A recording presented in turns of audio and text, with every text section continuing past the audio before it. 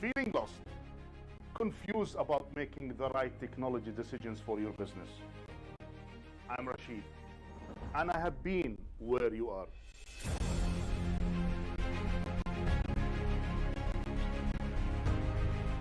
Join me on Podcast with Rashid. Let's untangle the complex web together, drawing inspirations and gaining insights.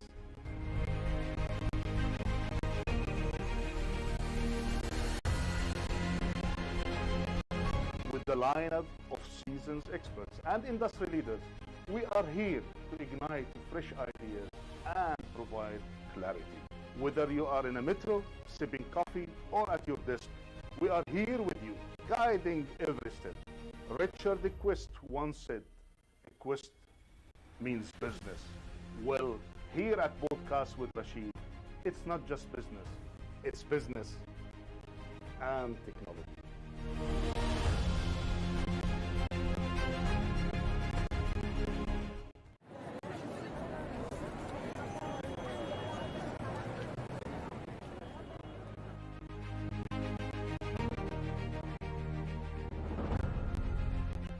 Feeling lost, confused about making the right technology decisions for your business. I'm Rashid, and I have been where you are.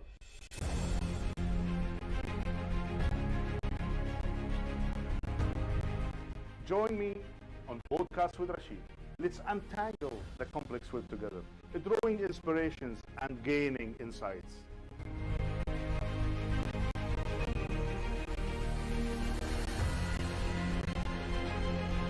With the lineup of seasoned experts and industry leaders, we are here to ignite fresh ideas and provide clarity.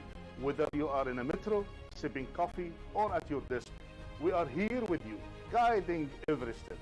Richard the Quest once said, "A quest means business." Well, here at Podcast with Rashid, it's not just business, it's business and technology.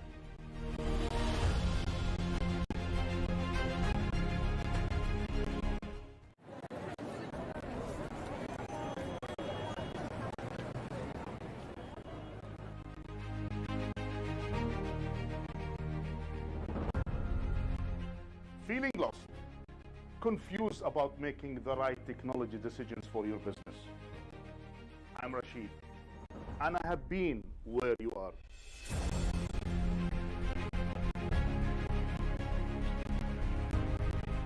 Join me on Podcast with Rashid. Let's untangle the complex web together, drawing inspirations and gaining insights.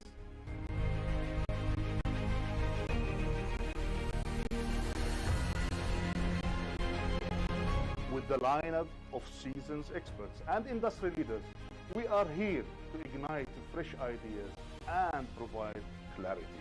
Whether you are in a metro, sipping coffee, or at your desk, we are here with you, guiding every step. Richard the Quest once said, "A quest means business." Well, here at Podcast with Rashid, it's not just business, it's business and technology.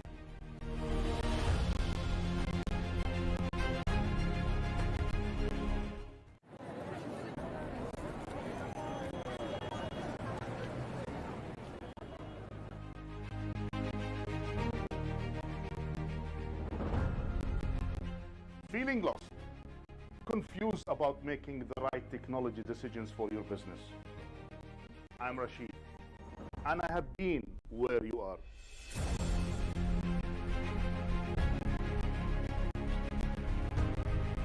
Join me on Podcast with Rashid. Let's untangle the complex web together, drawing inspirations and gaining insights.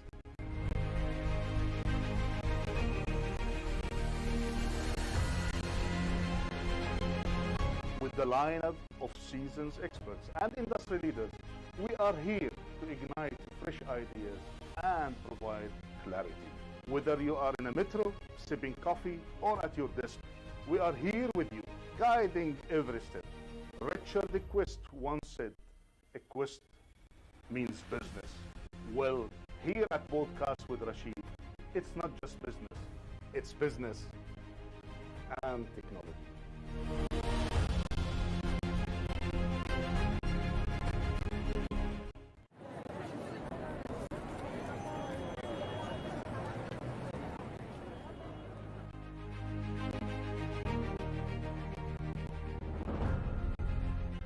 Feeling lost, confused about making the right technology decisions for your business?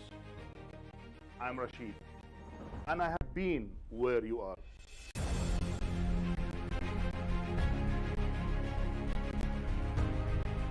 Join me on Podcast with Rashid. Let's untangle the complex web together, drawing inspirations and gaining insights.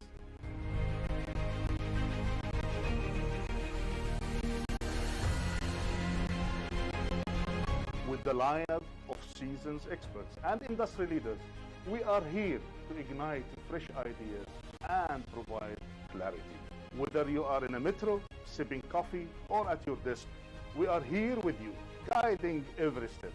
Richard Quest once said, a quest means business. Well, here at Podcast with Rashid, it's not just business, it's business and technology.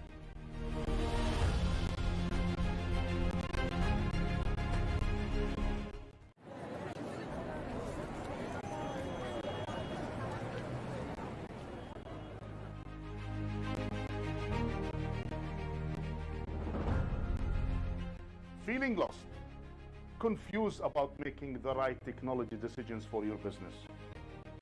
I'm Rashid, and I have been where you are.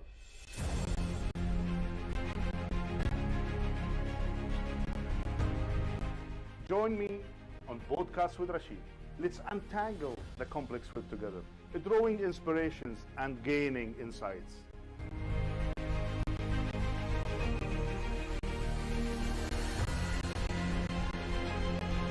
With the lineup of seasoned experts and industry leaders, we are here to ignite fresh ideas and provide clarity.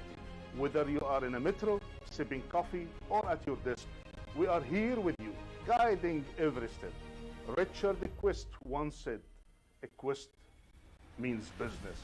Well, here at Podcast with Rashid, it's not just business, it's business and technology.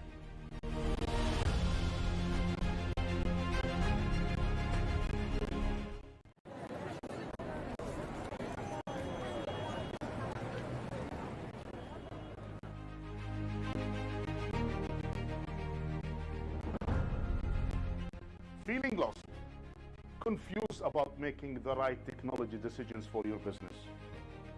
I'm Rashid, and I have been where you are.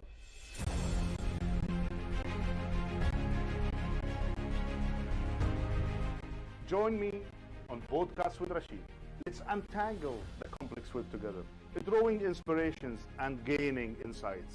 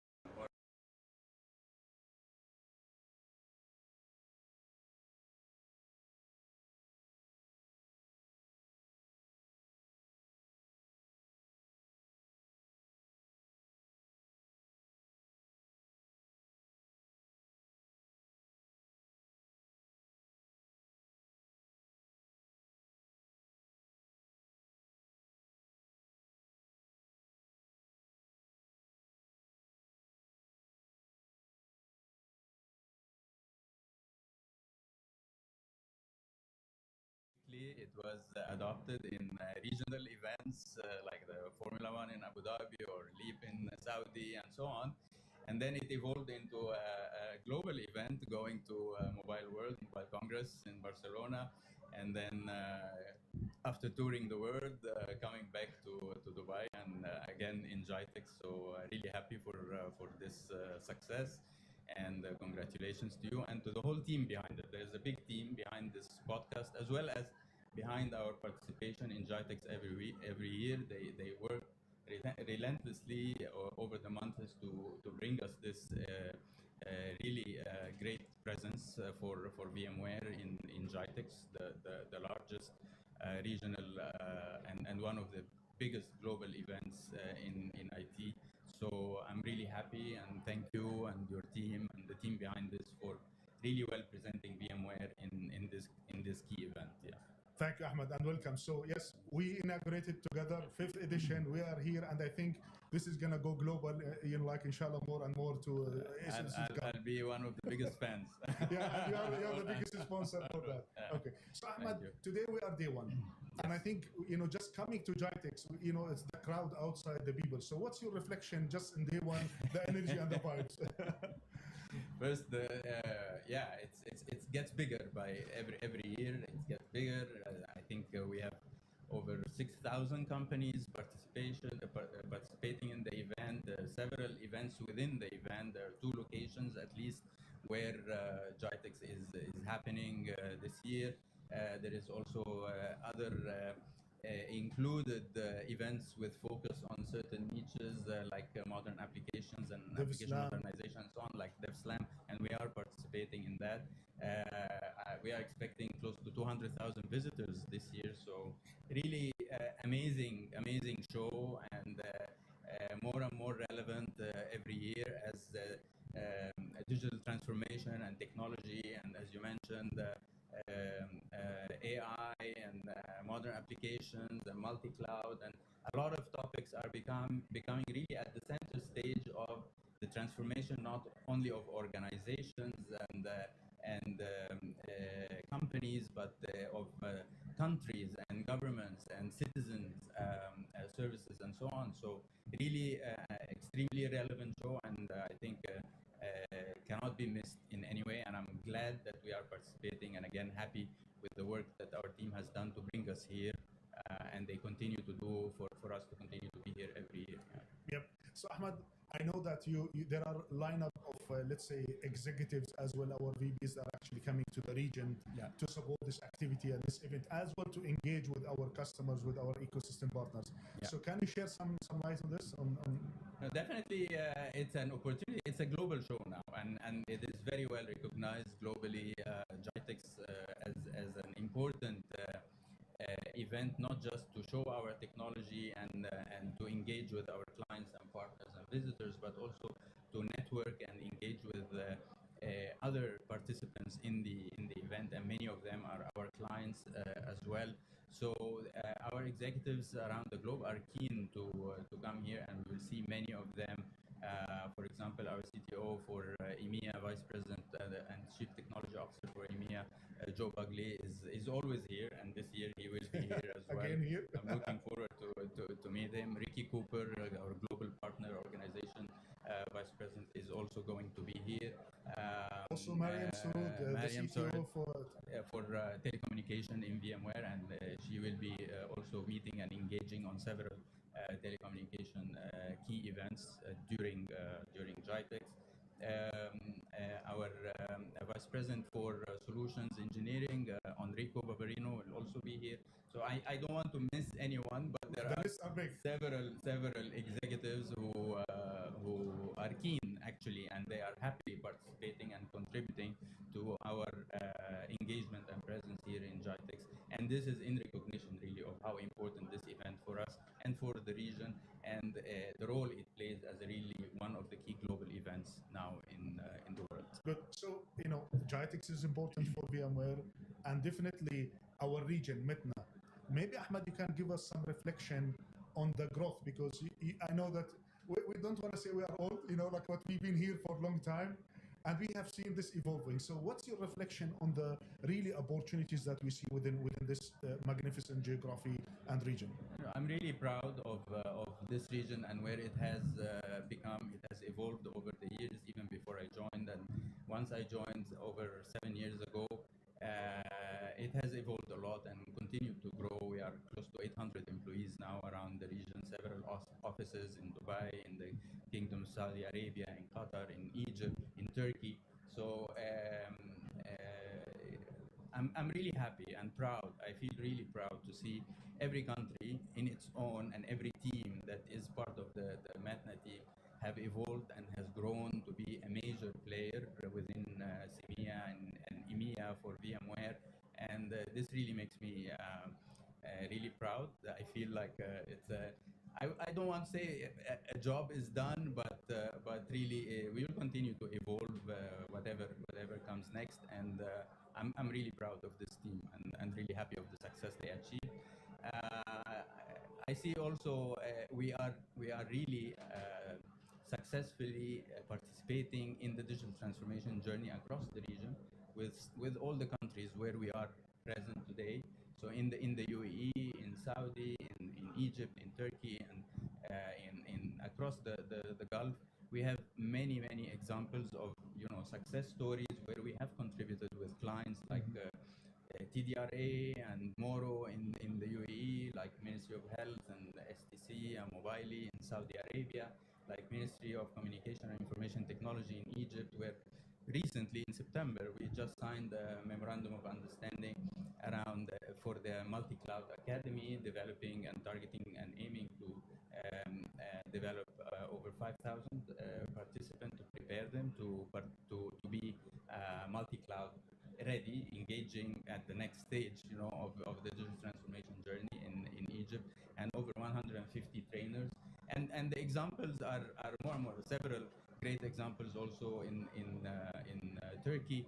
So I'm really proud again, not only of the evolution of the team, but their mark and their engagement and success in every market that we operated in driving digital transformation, whether through multi-cloud and hybrid cloud or sovereign cloud examples. And I mentioned TDRA or different models of offering cloud services and security and so on, like Moro, or modernizing healthcare, like with Ministry of Health in Saudi, or modernizing banking services, and like in Turkey with the Kredi, or enabling the hybrid work environment, like with STC in Saudi. So a lot of examples and a lot of success that we have achieved with our clients, and definitely leveraging a great network of partners that extends to thousands of active partners. I think 1,200 active partners for us across the region. Wow. With 200 plus advanced partners and 45 principal partners that we have. They have worked with us to bring our value and our portfolio across all the markets that we serve, and I think we will continue to do the same moving forward. So really happy with what we achieved in the past years. Yeah. No, I know, Ahmed, we can see the energy and the passion, which is the impact that we created within the country. Yes. We are operating within the METNA region. Yes. And we can see it. Actually, one of the points that you mentioned, which is something that we've been listening a lot from our, let's say, customers, executives, even though at leaders within country, like within the UAE, within Saudi, within Egypt, related to the capacity building, which is, we know in this region, the speed of, let's say, that we are facing is actually more than the manpower that we have, is professional capacity to be able to do it. So that's why governments across the world, we have here to the UAE and Saudi as well, and Egypt as an example, they are coming with this capacity building program. Yeah. And if you remember, we actually initiated this multi-cloud out of from region globally. So if we can just outline that challenge in the region. And it's not just multi-cloud. Of course, the region is rich with talent, but this talent needs really development and needs hand-holding to build the skills required in the different areas that we're talking about. So we are no longer talking about the basic IT skills. We need to build the next level of skills to drive for someone to be ready to engage in a multi-cloud environment and design a multi-cloud and work within big organization or government organization to develop a multi-cloud environment and deliver multi-cloud services and hybrid cloud environments and so on. We want these new talents to be able and to be ready to engage in app modernization, application modernization. And we mentioned DevSlam, for example, and we have engaged also with the governments in the region, in the UAE as well, to develop the next generation of coders. So it's no longer, building the basic skills in IT, We need but we need specialization. to take level 1 and level 2 and level 3 to go to the next level of preparing these talents. And again, we are not short of the raw talent across the region, but this talent needs support and needs hand holding at the beginning to get them to the level of all the new technologies, AI, data science, and so on, so that they can engage as fast as possible. And they are eager, and they are much faster than when we started. And so yes, so we are engaging on different areas to prepare such talent, and with different governments in the region and different entities to deliver academies and different forums to avail these kind of skills to the new talent that is coming to the market. And we even go one step further to try to help integrate such talent once they are ready into the marketplace, whether with partners or customers or within VMware itself and so on. Okay, so Ahmed, this is really amazing, and if you can now see the impact of VMware, what we are doing, as well, you are the vice president of the company, and now we just came recently, a couple of months from our Explore, which is our flagship event in the US. And it's also and we will go back to Explore after. Yeah, exactly. In November, yeah. Okay, and we're going to have it in November Yeah, as well in yeah. Barcelona. Now, as a company to adapt, we have seen the motto here, like just to imagine AI everywhere. So as a company, now we're having, I know that what's the new narrative or the evolution of the VMware to really address the challenges. So what's your take on this, like saying the VMware narrative to So we continue first to drive the multi-cloud narrative and the multi-cloud story, the application modernization story. And those two stories are now contributing to what we call the private AI platform, and our story to drive AI in a safe and secure and contained manner for the specific use cases that a client or an organization would need. And this was the highlight, I would say, of Explore in the US in August, and I will expect it to be still the highlight here in GITEX. Yes. And I think you will meet several of our leaders following this episode, and they will talk more and more deeply about the offering and private AI and what is the platform consisting of. But it does leverage, of course, our multi-cloud story. It does leverage our foundation, our VMware Cloud Foundation. It does leverage our modern applications, and I will let my colleagues go deeply into that, but it will be the highlight as well in Explore as we move forward into November. Okay. So Ahmad, we have really very active viewers. They are from India, from Thailand, from Paris, from let's say Turkey, from Germany, from Nordics as well, and everybody is saying, to thank you about this as well. We're passing their regards to you, and they are super excited really to know what this, let's say, event is gonna unveil for them and how they can get that kind of super excited. So, any message for them? First of all, thank you for following this podcast and being a loyal viewers always, and I'm really happy that your viewers and this podcast is getting more and more attention over the 1 or 2 years where it has from the time it has started. From the born. Yes, exactly. So again, we will showcase in this event our multi-cloud story, our modern application stories. We will talk about the private AI and generative AI and the VMware perspective on private AI, leveraging our portfolio and technology. We will continue to demonstrate also the hybrid workplace offerings that we have, and the various security use cases and stories that we have here.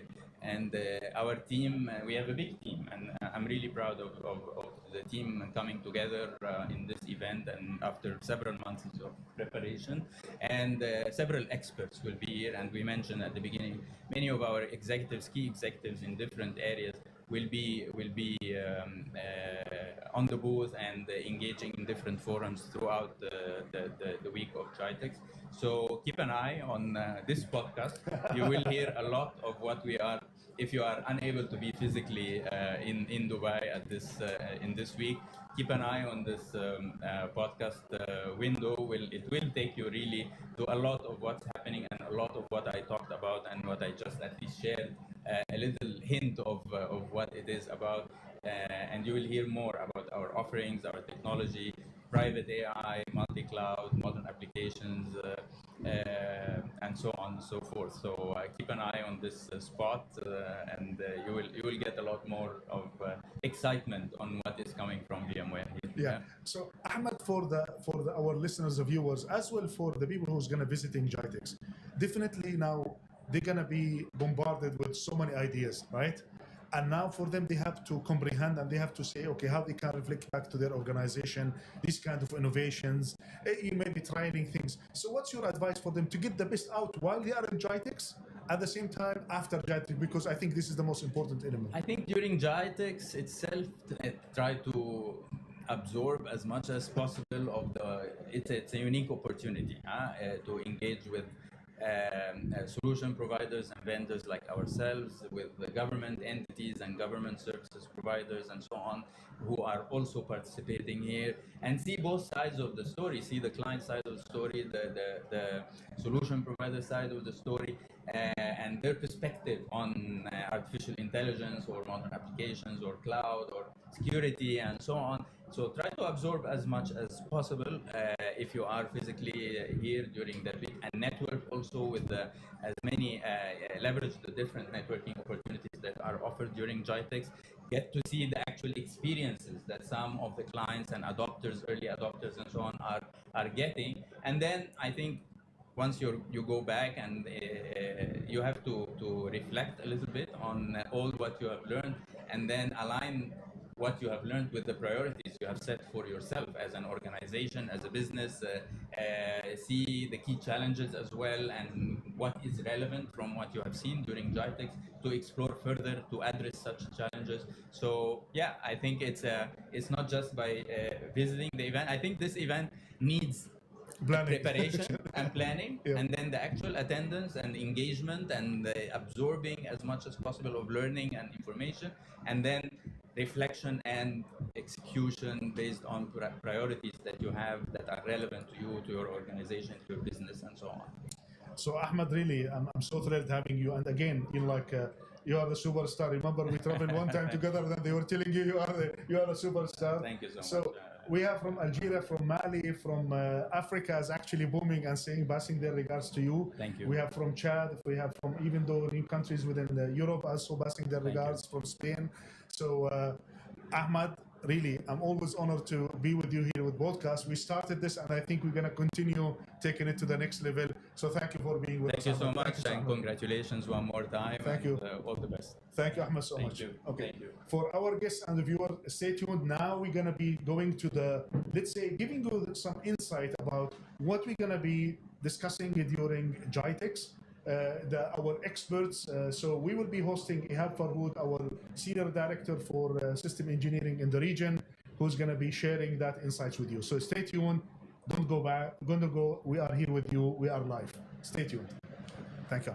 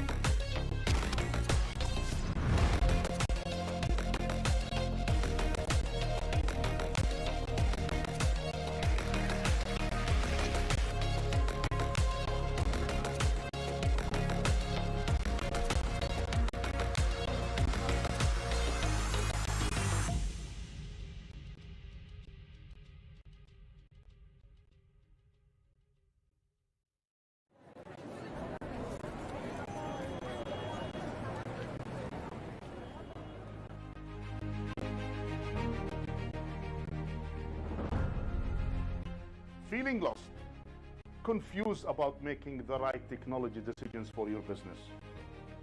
I'm Rashid, and I have been where you are.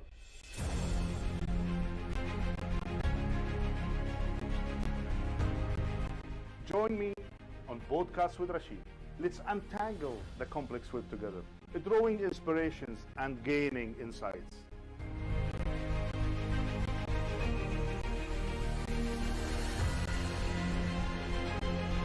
With the lineup of seasoned experts and industry leaders, we are here to ignite fresh ideas and provide clarity. Whether you are in a metro, sipping coffee, or at your desk, we are here with you, guiding every step. Richard the Quest once said, a quest means business. Well, here at Podcast with Rashid, it's not just business, it's business and technology.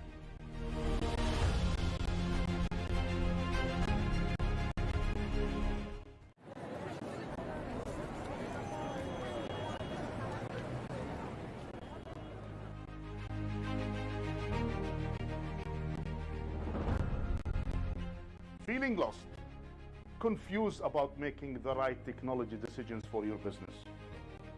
I'm Rashid, and I have been where you are.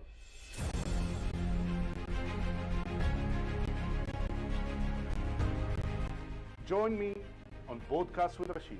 Let's untangle the complex web together, drawing inspirations and gaining insights.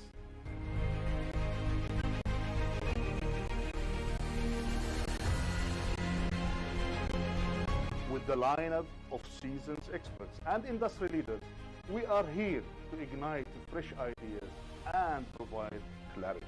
Whether you are in a metro, sipping coffee, or at your desk, we are here with you, guiding every step. Richard the Quest once said, a quest. Welcome back to the show. I'm your host, Rashid Al-Omari, and now I'm so thrilled to be here with Ihab Farhood, the VMware Senior Director for System Engineering in the MENA region. So, Ihab, welcome to the show. Thank you for having me. Thank you very much. So, Ihab, we know you are the brain master behind setting up, all the activities and engagements happening within the VMware stand and booth and the experience at GITEX.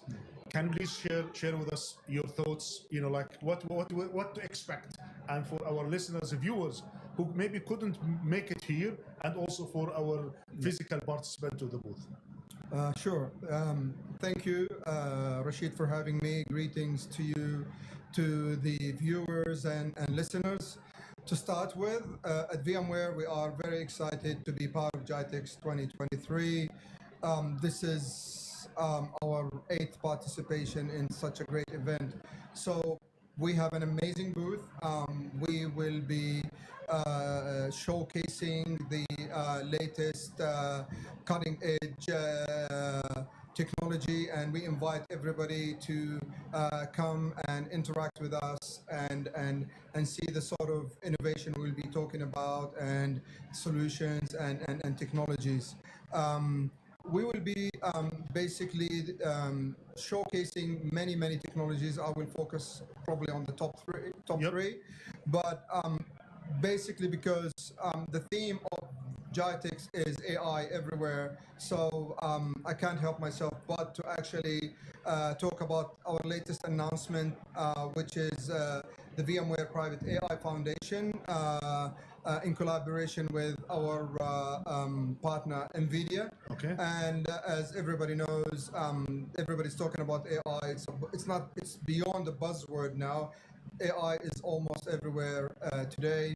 Private AI is, like the word indicates, it's private. It's fully functional AI, but focused more around the specific business or specific enterprise data. So if you need to know more about private AI, please come. I can't tell you everything. I have all the experts on board, and they can talk about. We'll have a dedicated session, our podcast, for our viewers into that topic, which is the private AI, and also the link to the generative AI. In addition to that, of course, we have the presentations and we have the pods. Also, we have sessions about AI, about private AI. Okay. So back to our technologies of focus. We have like I said, we have three main technologies of focus. The first one will be the multi-cloud and its security. As we know, it empowers customers to unlock their digital transformation journey. So like everybody knows, or most people know, that one of the main pillars of digital transformation is cloud adoption, be it private cloud, public cloud, hybrid cloud, even multi-cloud. So we are going to talk about all these different technologies and how they're going to help businesses actually grow and become more efficient, more productive, and more profitable, if you like. So please, again, come and visit us at the booth to know more about these technologies. And by the way, Hab, so after your session and during the day, we are going to have the opportunity to give the opportunity to our your like online viewers and listeners really to go through the experience. So we'll get the experts from your team actually to be here with us in the podcast to share these ideas for the ones who couldn't make it around the globe. So stay tuned for that. Definitely. The second technology that will be out of many, of course, that we'll be focusing on is basically application modernization, which is represented in our Tanzu platform. Tanzu, basically, in a nutshell, is a platform that helps businesses build, run, manage, and expedite the delivery of applications. Again, it enables businesses to become more efficient, more productive, and give them competitive advantage. Again, if you want to hear more about Tanzu and a modern application, come and visit us again. So I have to use this every time I talk about the different technologies, because we really need to bring you here, because we have a lot of expertise. We have our team coming on board, coming from all over the Middle East to actually participate in this great event, and they will talk to you in details about all these technologies. And last but not least, we will showcase the dedication of VMware to empowering the digital workforce. And again, that's through our digital workspace products, from Workspace ONE to Horizon to AirWatch. These sort of technologies, they enable enterprise remote mobile users to have access to any applications on any device across any cloud. Again, renders the business more efficient, more productive, and so on and so forth. So like I said at the beginning, we are very excited to be here, and please come and visit us, and let's talk all matters IT while we unveil the future of enterprise technology. So we have behind me, as you can see in the glass, there are like sessions. So can you just give us what is the platform? Is it you are engaging live also with the live sessions here in the Gitex podcast? Sure. Let me take a step back. So we have a really an excellent booth. So it's a double-story booth. So upstairs we have the meeting rooms. We will be meeting our customers and partners to talk about business and technology and our solutions and so on and so forth. Downstairs we have different areas. The two main areas, in addition to this booth, the podcast, we have the presentation area, and we have the pods that are actually spread across the floor. We have our own experts, our own specialists, solution engineers, architects, who will be presenting our solutions and technologies, and also a lot of concept technologies at the presentation area. And we also have the pods where we are going to be running demos, have whiteboard sessions, and we'll be running also streams on the screens for people to actually to learn more about our products, technologies, solutions, what have you. So it's an amazing opportunity for everybody to come and see us, talk to us, and we are more than happy to show you around, talk about the different technologies, anything you need to know about the market trends, market transitions, VMware's technologies and solutions. I'm sure, I'm 100% sure that you will be satisfied and you will be happy. Okay, so thank you for this elaboration. Now, the thing is, if I am, let's say, a Gitex visitor, okay, and also if I am an online, let's say, viewer or listener, and I have questions, I have doubt, it's going to be too much of an information to digest within, let's say, like 1 week.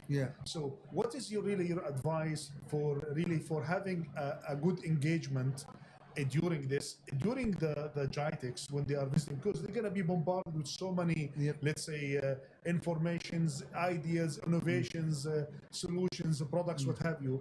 So what is your advice for people just to navigate it through this and to get the best out of that experience during GITEX as well post GITEX? Okay, just to start with, we have at least 15 technical specialists, experts, architects, engineers attending GITEX. This is just to share information and educate people, whether it's the public, customers, partners, you name it. Okay.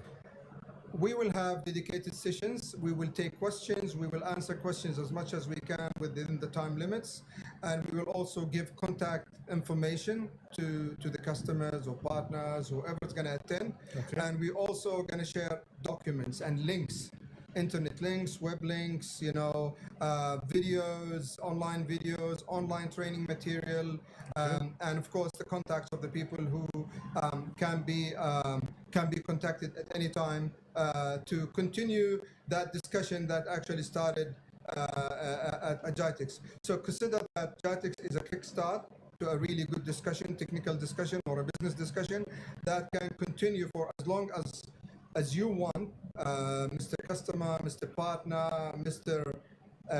Friend, and we can continue until you are fully satisfied, fully aware, fully educated about the trends first, the transitions in the market, and also our solutions and our products and technologies. Always talk about not just products, solutions, and technologies, and also our affiliation integration with our ecosystem as well.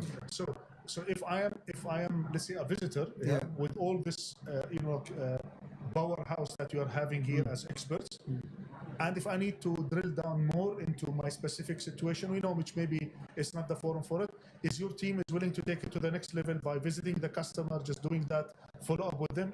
This is part of your plan? Definitely, of course. Sorry, that was my next my next point, and thank you for actually triggering this in my head. So basically, like I said, we're going to continue the discussion, but in what format? It's whatever format is required to get the customers to a certain level, or to get whoever wants the information up to a certain level. Of course, if you are a business partner or a customer, we're more than happy to pay you a visit and to continue that discussion. Like I said, GITEX is just a kickstart for a specific discussion. We can drill down as deep as you want, and not only with those people that you started the discussion with at GITEX, I'm more than happy as a regional leader to bring in more other specialized resources into the discussion, visit the customers, not just from the country, from even the region and even the bigger region, from Middle East, Turkey, and North Africa, or even South EMEA region. More than happy to pull in as many resources as possible to help hold our customer hands in their digital transformation journey. Yeah. So, and I think that's reminds me with, let's say, like the objective from the technology and the impact to the business. I think we are all here to make sure to harness the power of technology, as well to really make sure that our customers understand it, comprehend the impact, adopt it, and I think adoption now is a big word, and then start realizing the value and build in that momentum moving forward. Especially now with the AI, we cannot start. I think the world is so agile, which people maybe they need to experiment a little bit and then they go. What's your reflection on this? So the way I see it, we don't just go and sell. Exactly. Okay? We don't sell, we solve. Exactly. And this is the mantra. No, repeat it again. I like it. Say it again. So we don't sell, we solve. Okay. We solve problems, we solve issues, we help customers resolve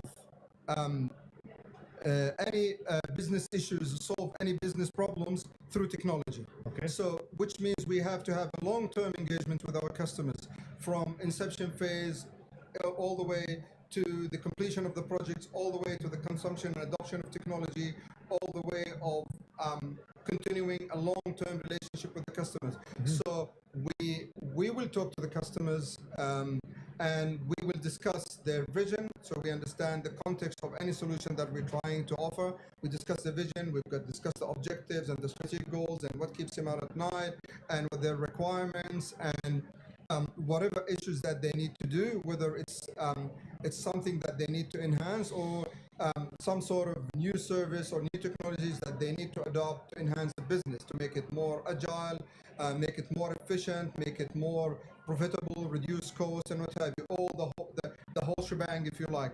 So we take that business solution, we turn it into a technology solution, and from a technology solution, we turn it into a specific VMware solution, which also includes, like I said before, the whole ecosystem. Not just VMware, because we do have architects that talk about the whole ecosystem. So, Mr. Customer, let us be your technology partner, let us be your aspirational business partner, and we can work together to get you where you want at the end of the day. And we're not just going to target. You get where you want, you solve your issues, and we're going to continue with you throughout the journey. Digital transformation journey, it doesn't stop. It keeps continuing. And like you said, there is AI now. AI is a big ocean, all right? And we're starting with private AI, and now we're going to move into probably at some stage into machine consciousness, if you like, and that's not far. And maybe we get to, I'm dreaming, so we get to singularity at some stage. We need to lead those discussions with our customers. So in a nutshell, it's a long-term relationship with our customers. It's a never-ending. It just continues ongoing. It never stops. I subscribe to this, Ihab. Thank you. I hope that also our customers, our viewers and listeners, they also subscribe to this. Yeah. I know that you have so many things, you try just to give a glimpse of what to experience during GITEX. And also we are going to have this with you. So we'll bring the experts that really Ihab brought from different parts of the world, even though our ecosystem partners, to be with us here in the podcast, to share with you, their reviews. And also we are willing to hear your questions, your active engagement, so really to give them the good and the hard questions as well, to say, okay, how they can address it. And they are the experts and they will do it for you. So thank you, Ihab, for being with us. Thank you. And we are super excited for the 5 days of GITEX and even the post GITEX. So thank you for being with us. Thank you, Rashid. Thank you. Thanks to your viewers and listeners. Please come and visit us, and I will personally make sure that you are looked after. Thank you. Thank you so much. So with that, now we are going to shift our gear a little bit, and we're going to be interviewing the interviewers. Okay, so we're going to be having a different lens. We're going to talk a veteran, who established business around really marketing and the reach. So stay tuned. We are not going anywhere. In 2 minutes, we're going to be addressing with our special guest, Elaine Wallace, who's going to be really sharing the experience from a marketeer lens, a veteran in the industry supporting GITEX for the last 10 years. Stay tuned, and we're going to come to you in 2 minutes. Thank you.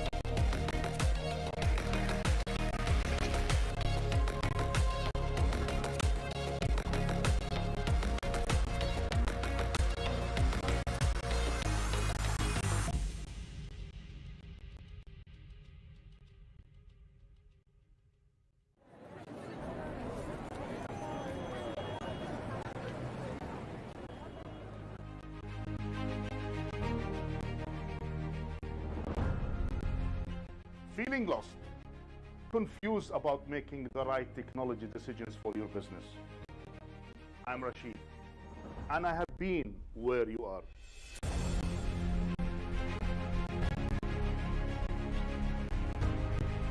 Join me on Podcast with Rashid.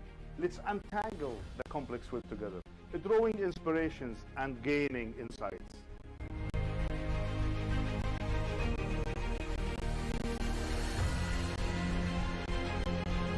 with the lineup of seasoned experts and industry leaders. We are here to ignite fresh ideas and provide clarity. Whether you are in a metro, sipping coffee, or at your desk, we are here with you, guiding every step.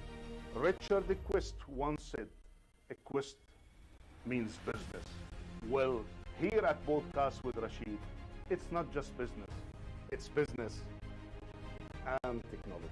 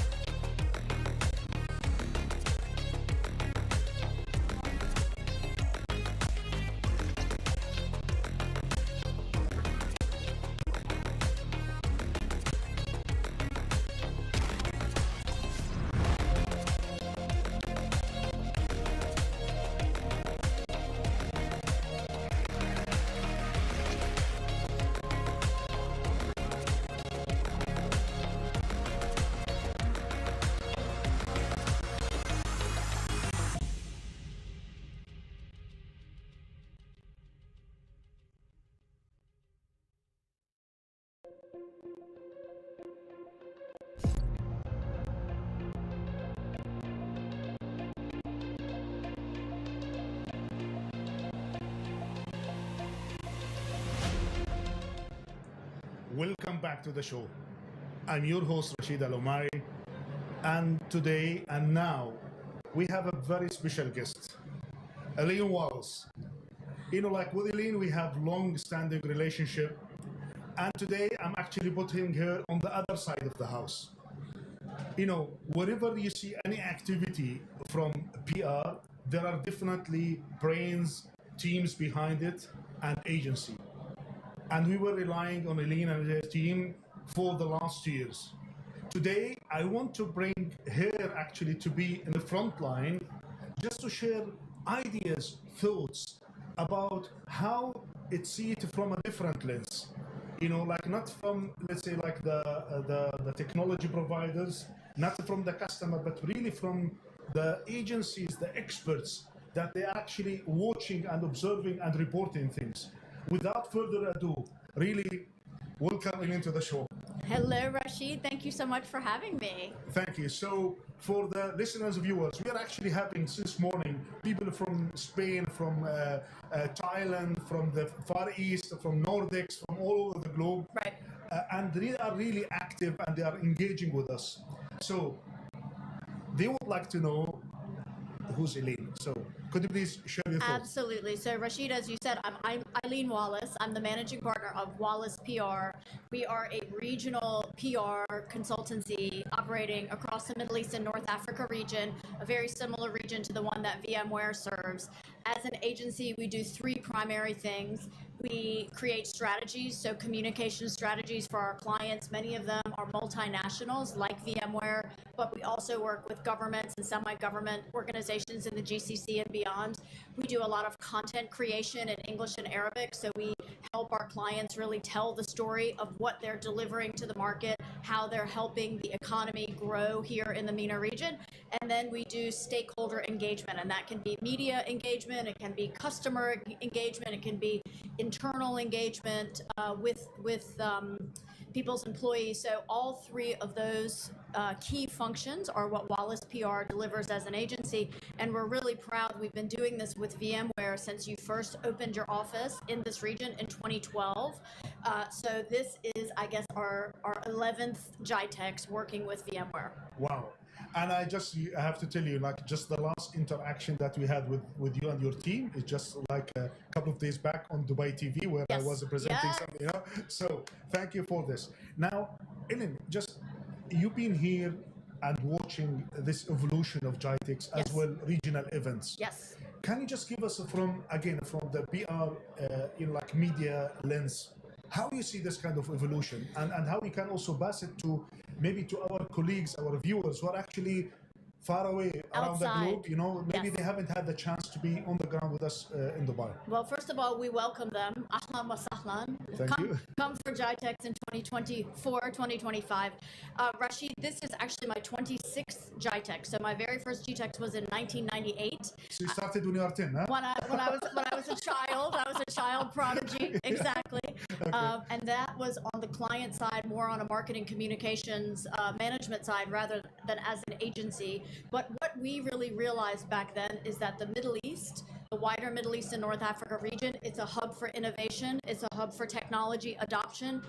It's a hub for embracing new technologies and using them to really grow the economy and grow enterprises here. So that in the late 1990s, early 2000s was really the beginning of the internet. It was the beginning of this innovation that we've seen now through cloud, through AI. We've seen VMware, also founded in 1998, Yes, the yes. first year that I did GITEX. So we've seen that alignment and that growth really of technology as an enabler for all of these other growth industries that we have in the Middle East. Technology as an enabler for government, for healthcare, for telecoms, for financial services, for travel and tourism. And if you think about events like this, they are part of that travel and tourism. They are part of that events infrastructure. So maybe in the late 90s, early 2000s, when the marketing managers of organizations like VMware were saying to their headquarters in Europe or the US, we need to invest in this region. We need to be visible. We need to take part in an event like GITEX.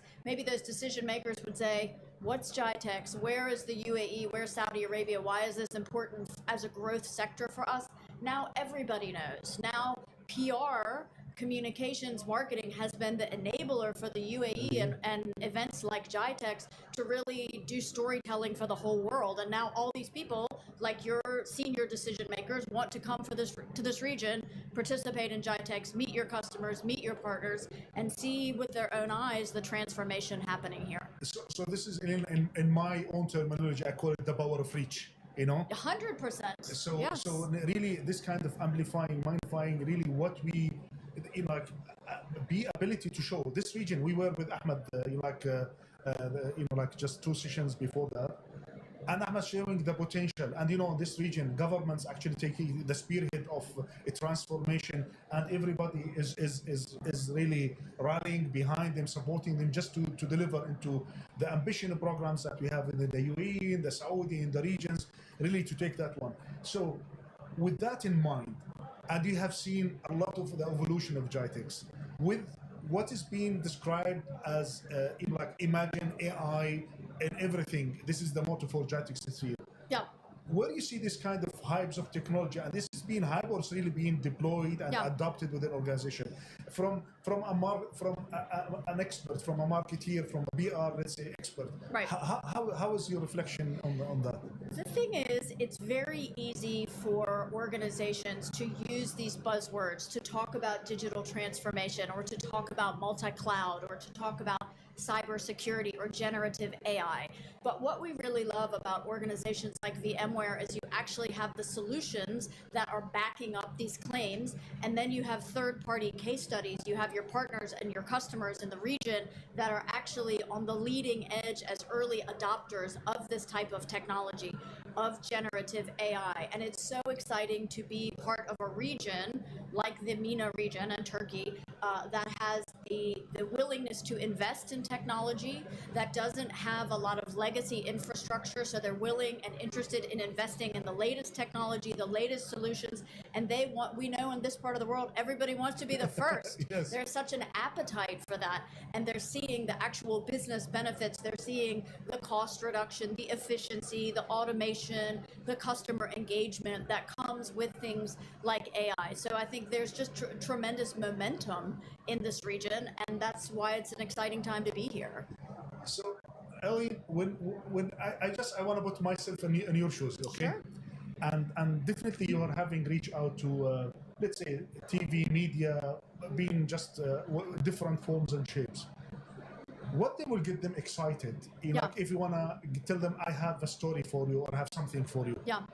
How they take it, where their excitement is coming, and how you really work on it just to shape it and polish it to make it something appealing for them as well for the viewers. That's a great question, because for all of our clients here at GITEX, whether it's VMware or any of the other technology organizations we work with, they have to be really clear about who is their audience. Who are they trying to tell their story to? Who are they going to deliver the most benefit to?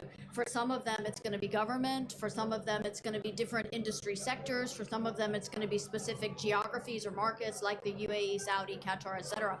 So to be successful from a communications perspective, you have to start at that initial conversation point where I say, Rashid, what does VMware want to be famous for? How are you differentiating yourself? Who are your customers now? Who do you want your customers to be in future? And those people, those stakeholders, are going to be the ones that are really going to derive the maximum benefit from VMware solutions. So who is going to adopt multi-cloud?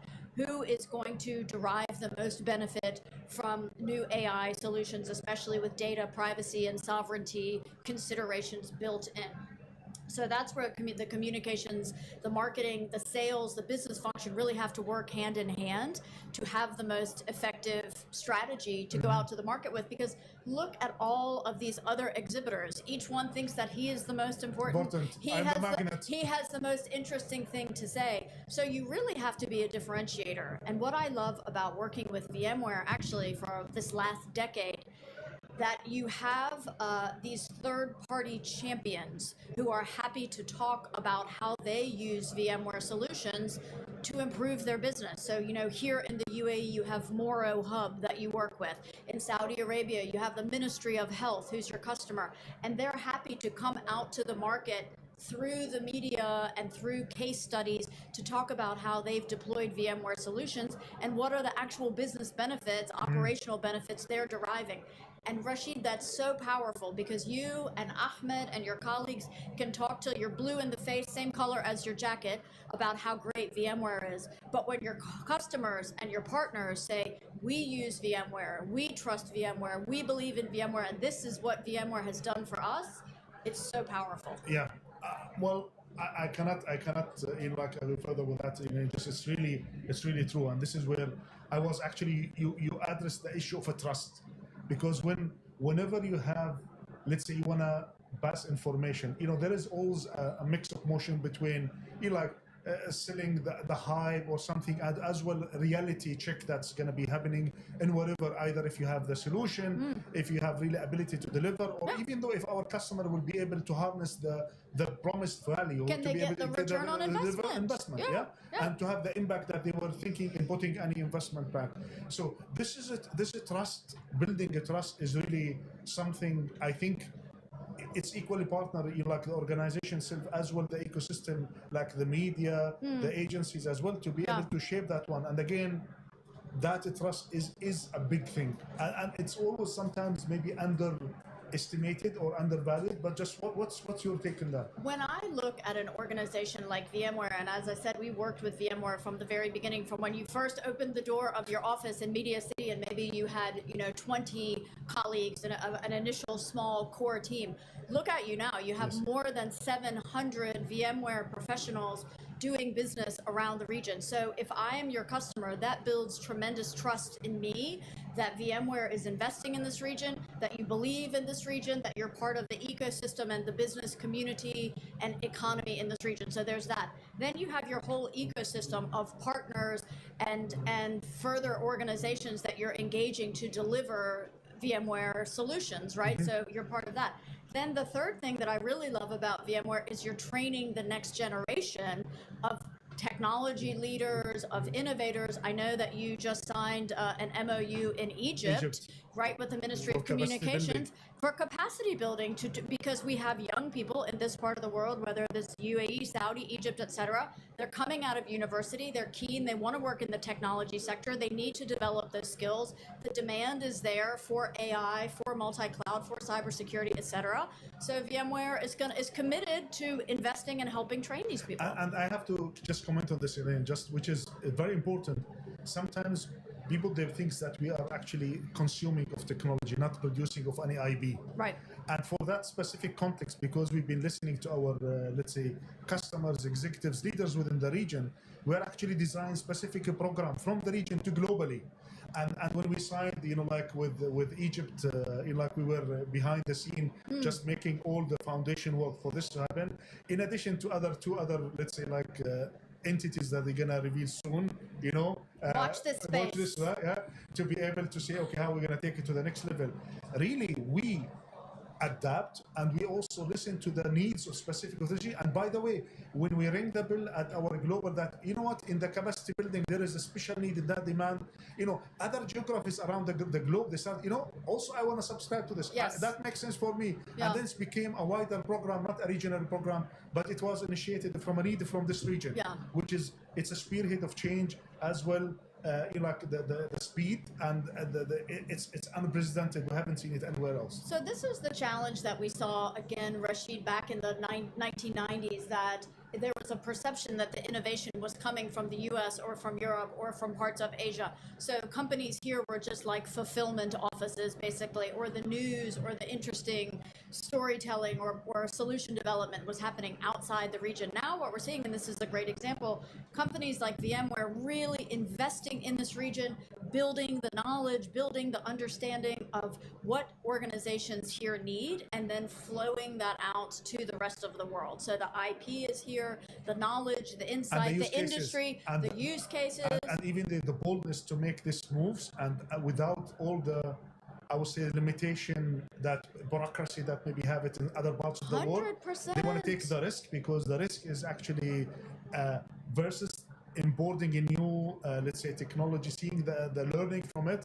I think we proved that this region is actually taking a spearhead in taking that challenge and that risk, but also having the first hand of experimenting return, as well feeding back to whatever manufacturing or what have you, to be able to develop and enhance that service or that capability. And communication, success in the communication sphere, it happens at a local level. So VMware's customers in Abu Dhabi don't necessarily want to know what a company in the US is doing or in Europe is doing. They want to know what solutions are beneficial here. And the media is the same. The media wants storytelling about what is VMware doing in the UAE. What are you doing? Saudi media want to know, what are we doing to boost the Saudi economy, find jobs, to have skills development, bring AI and multi-cloud to Saudi Arabia. STC, another great example of where VMware is really working hard, alongside Prince Sultan University in Saudi Arabia. So there are so many little important success stories for VMware to highlight to really show its engagement in this market. So, Ellen, I will throw this challenge to you. We like challenges, right? So are we gonna arm wrestle? So as you give me a challenge, like 1 day, 2 days, I will give you on the spot, Payback. Okay. No, it's just in a good way. So I know that the challenge is with the industry is around simplification. Yes. And as you said, like we have audiences who would like really to embrace, they need to comprehend these ideas, the values, and then how they can navigate it through, how it can be of a value for me, for my organization. Yeah. So the role of this simplification, because we have, heavy lifting, let's say solutions, areas, messaging. Sometimes people, they go too techy, sometimes, and then we have different, stakeholders, they would like to see different messaging than the other.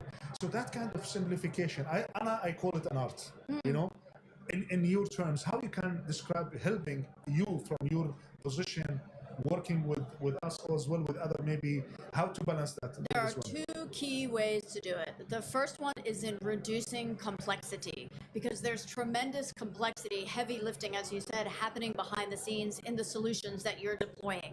And it's intimidating. And as human beings, we never like to admit if we don't know or we don't understand something.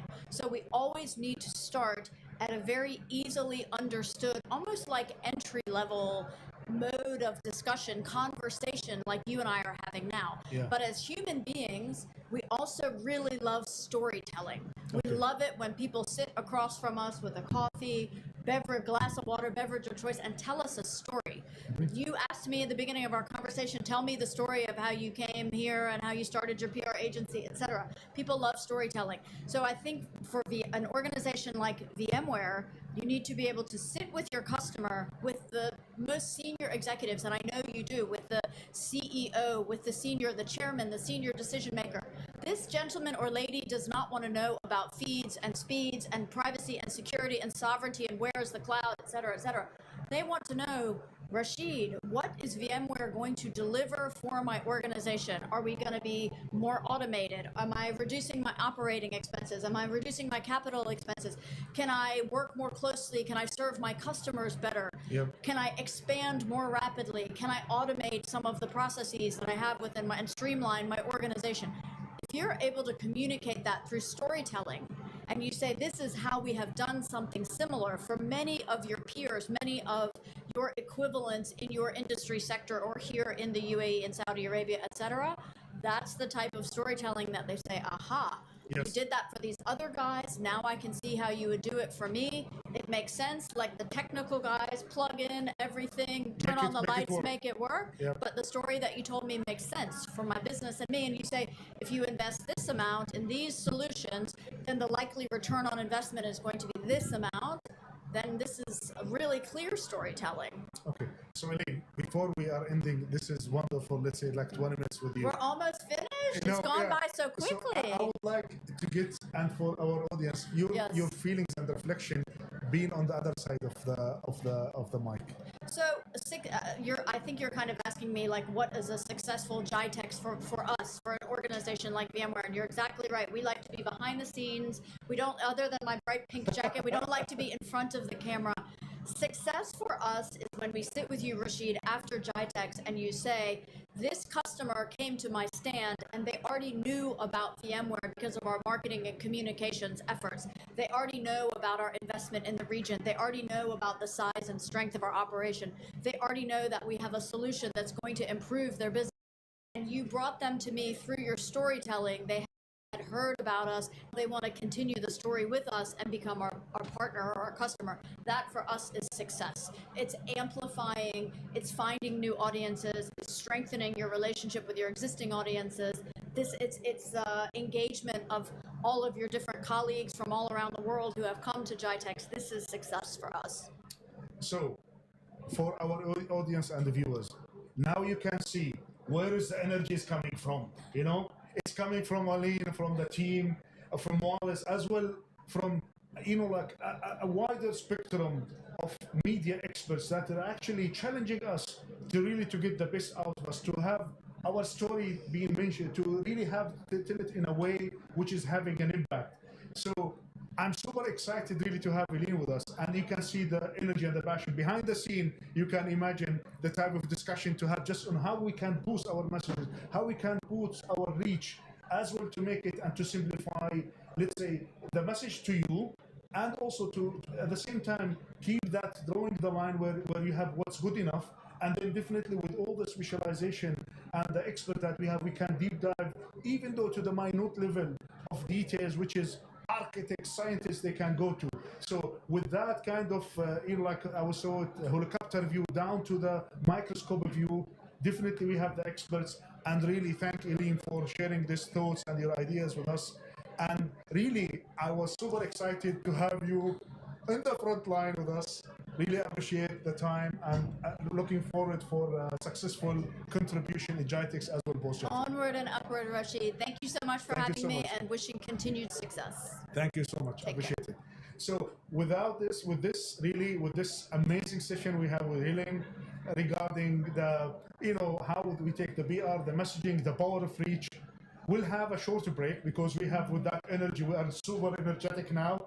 And we'll just be in a short break, and after that we will be coming to specific zoom in into some of the solution, which is really being the foundation for what the AI is all about, is the basic foundation of a cloud and the multi-cloud. Stay tuned, we have lined up of experts. They're going to cover this topic in 5 minutes. We'll be back, and thank you for being a good listeners. Thank you. Thank you.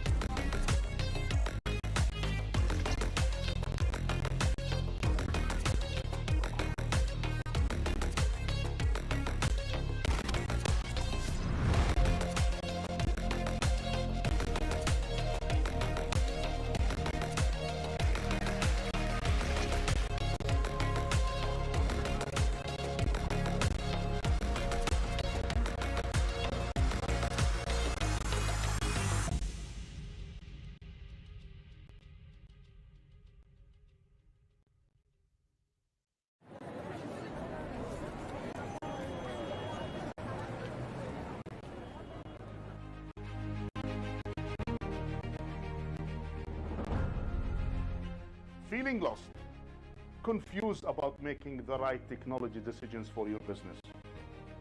I'm Rashid, and I have been where you are.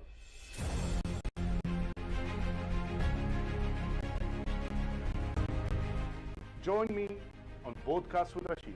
Let's untangle the complex web together, drawing inspirations and gaining insights.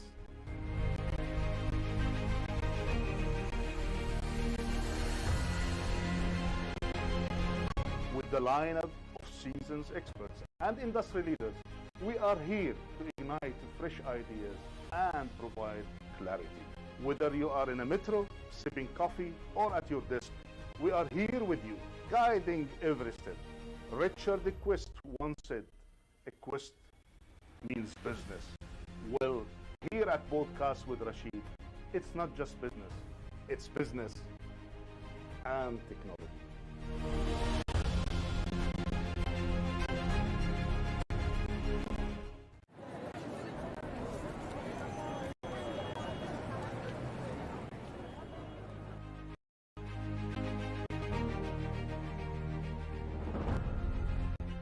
Feeling lost, confused about making the right technology decisions for your business?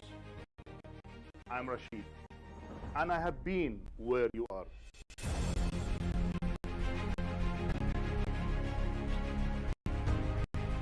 Join me on Podcast with Rashid. Let's untangle the complex web together, drawing inspirations and gaining. Welcome back to the show. I'm your host, Rashid Al-Omari.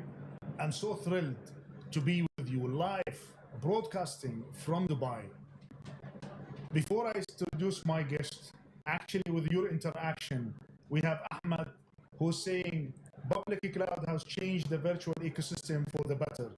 As well, Rudy, Kellis, and other colleagues that they were tackling the topic that we're going to be now discussing with our colleague Ahmed Musa, who's the lead cloud solution architect that he's been covering and working with the region really into the cloud transformation across the board. So Ahmed, welcome to the show. Thank you so much, Rashid, for inviting me. Thank you. So Ahmed, you've been here listening to our viewers. Absolutely. And really, we are now here. We know that the cloud, multi-cloud, this is the VMware spearhead for for the last years, and we try just to really come to an area where we live in a multi-cloud world. That's true. And there are dynamics. We have the private, we have the hyperscalers. So can you just give us a reality check? Where are we today with this multi-cloud story? Yeah, this is a great question, Rashid. Actually, I would refer my answer to one of the studies that been conducted by Enterprise Strategy Group recently. They were talking about, they have reached out to many enterprise customers, and they were asking them about their multi-cloud journey. Mm-hmm. And according to this study, they were talking about 95% of the customers, they already adopting PaaS and IaaS. So this is has been globally adopted. But what was really unique about that study is two trending in there. They were talking about 55% of those customers, they were already using 2, 3, and more public cloud providers already. And it was very unique on that. They were talking about while the customer migrating their workloads to the cloud, they actually moved it as is. The workloads wasn't meant to be run on the cloud. They just shift and left those workloads to the cloud. Mm-hmm. So and also when we look at other study from one of the main hyperscalers in the market like AWS, they were talking about 50% of the customers who are migrating their workloads to the cloud, they are moving it as is. 20% of those, they are only re-platforming it. That means they're moving it to the cloud with no major changes in there. Only 10% they were into rebuilding the whole application from scratch. Wow. So Ahmed, get me to understand this, okay? Also for our viewers and listeners. There was, in the last couple of years, like the cloud, the multi-cloud, everybody they want to adopt is still our customers through this journey. And we have seen also hyperscalers expanding their reach, because of so many things, either being sovereignty, being jurisdictions, data privacy laws, what have you. So with that in mind, I would like just to state where is the state of the multi-cloud today at the global scale at the beginning. Is it really getting there, or still we are ramping up, like versus the expectation versus reality? It's a growing massively, Rashid. Actually, we're talking about like 50% of our enterprise customers, they already having two public cloud providers. So they are already on cloud model. They are like testing it and using it. So talking about now 50% of those, they are already on the multi-cloud journey, and we would like us to help them into that journey from that perspective. And now I want to understand lens of the region. Yeah. In our region we have, like what you can see in Jitex, like the institutions, they will really bring a lot of innovation to our region. And also hyperscalers, they're coming with big investments, also with government supporting them and really incentivizing them to be and come in these regions.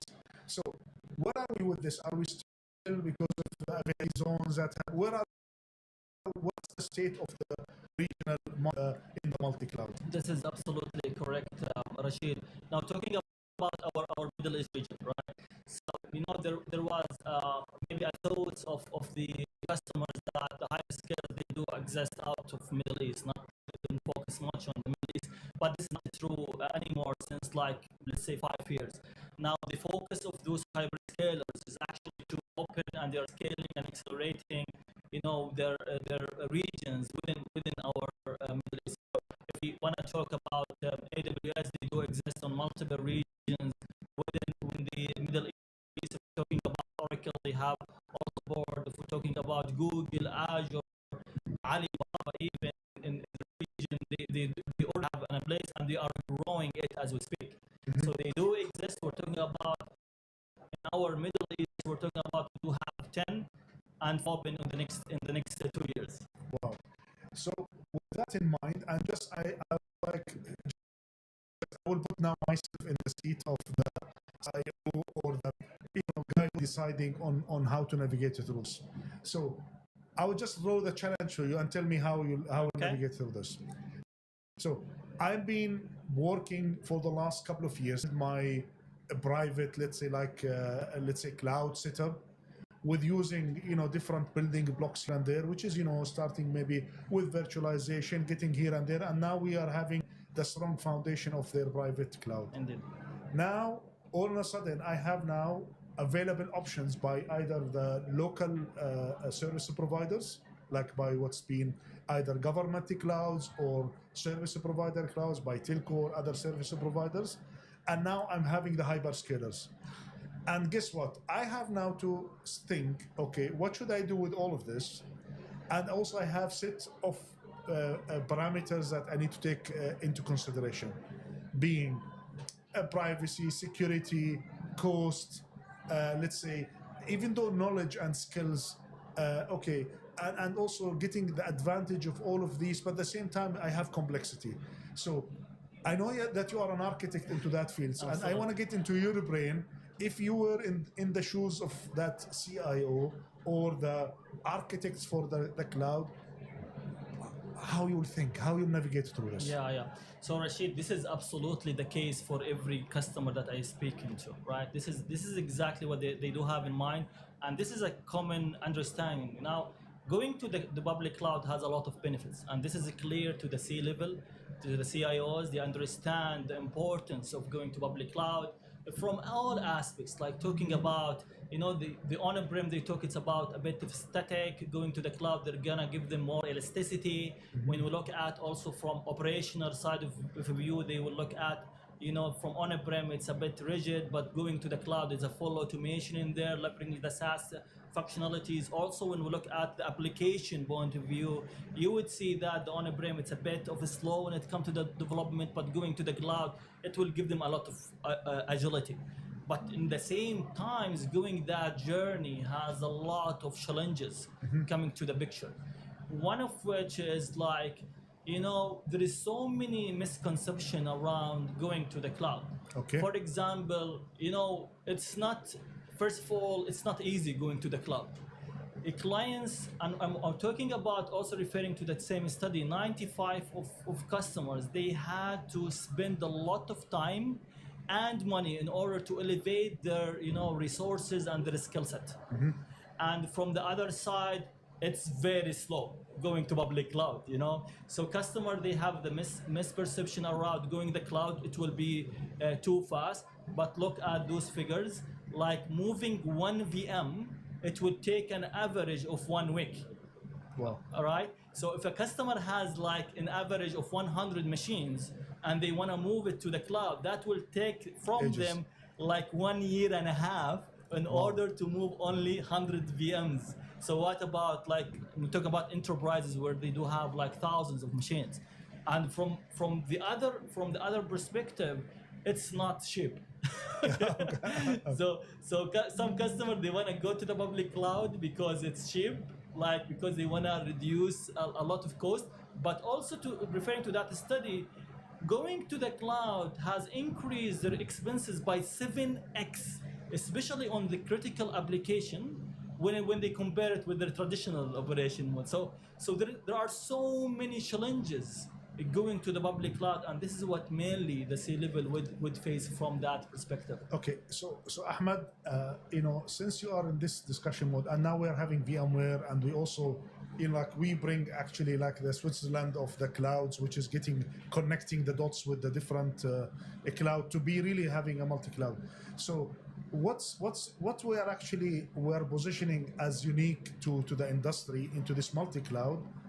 Because I know we don't want to talk too much about VMware, but I think this is, I call it the aha moment of the industry. It's a eureka moment where really we connected the dots. Before, it used to have the choice to make a choice. Now it's not the power of or, it's the power of and. So it's not a choice, it's actually you can get the power of all. Indeed. So can you just share with us in 1 minute, 2 minutes, really what is unique about VMware in that space and how we can knock the dots in this multi-cloud? It's amazing. What's unique about VMware? First of all, the heritage and the legacy we're having with our enterprise customers, and they're trusting us big time since long time, running their mission critical application on premises. And they are also trusting us towards their journey to the cloud, and we understand all those challenges going to the cloud.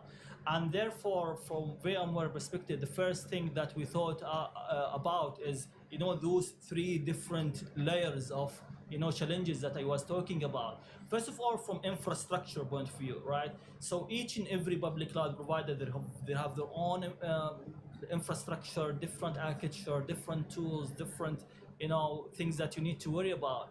Now VMware would come to the picture with like, okay, you guys, you like VMware products and you understand VMware, so why not to extend all the enterprise products that you already know and your team knows how to deal with to the cloud as a consistent infrastructure, no matter whether you want to run it on edge, on-prem, on public cloud, with the flexibility of choice to go multi-cloud, AWS, Google, Azure, This Oracle. is the VMware Cloud Foundation. This is the VMware Cloud Foundation indeed.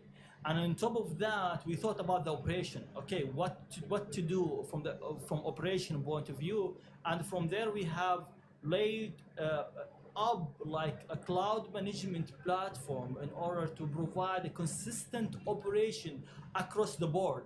Whether we're talking about, again, edge, on-prem, public cloud, sovereign cloud, it's exactly the consistent operation, the same tools, the same skill set that you want to leverage. So, Ahmed, really thank you for pointing to this, because now in the coming 2 sessions, we're going to be hosting like 2 of our colleagues that they're going to be covering the element of making the choice where to go to the cloud, and second, really how to navigate through this from a day-to-day operations of the cloud in the multi-cloud. So thank you for really sharing the insights and the state of multi-cloud at either global level or regional level. Just, I want to leave you with your audience, just only for the advice that you want to take them when they are into that thinking process.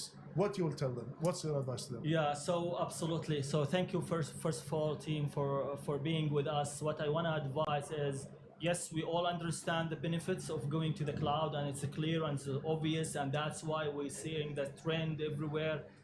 Every customer want to go and head to the cloud, and either they want to run into multi-cloud. But we have facts that we need to understand. First of which is, multi-cloud is real. No, we won't end with mono cloud. You would end with, multi-cloud vision. So you would understand the challenges that would come around that. So you wanna, don't get into the cloud chaos. You need to go into cloud smart and build it the right way. Thank you so much.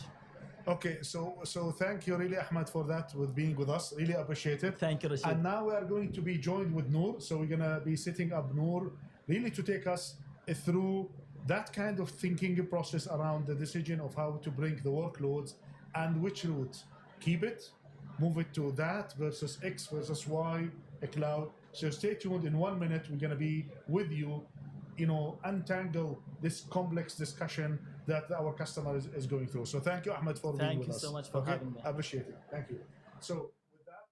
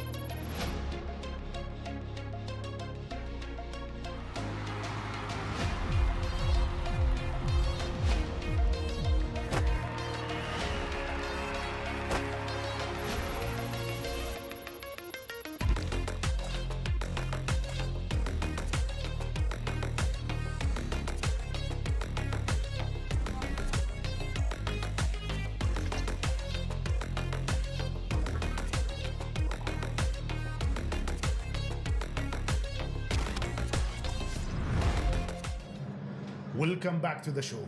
I'm your host, Rashid Al Omari. And really, I'm so excited to be broadcasting live from Dubai from GITEX 1D3.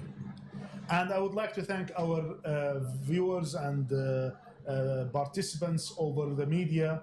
We have from Munich, from all over the world, from India, from South Africa. So Rudy, Luke, Karen, Daniela, and everybody.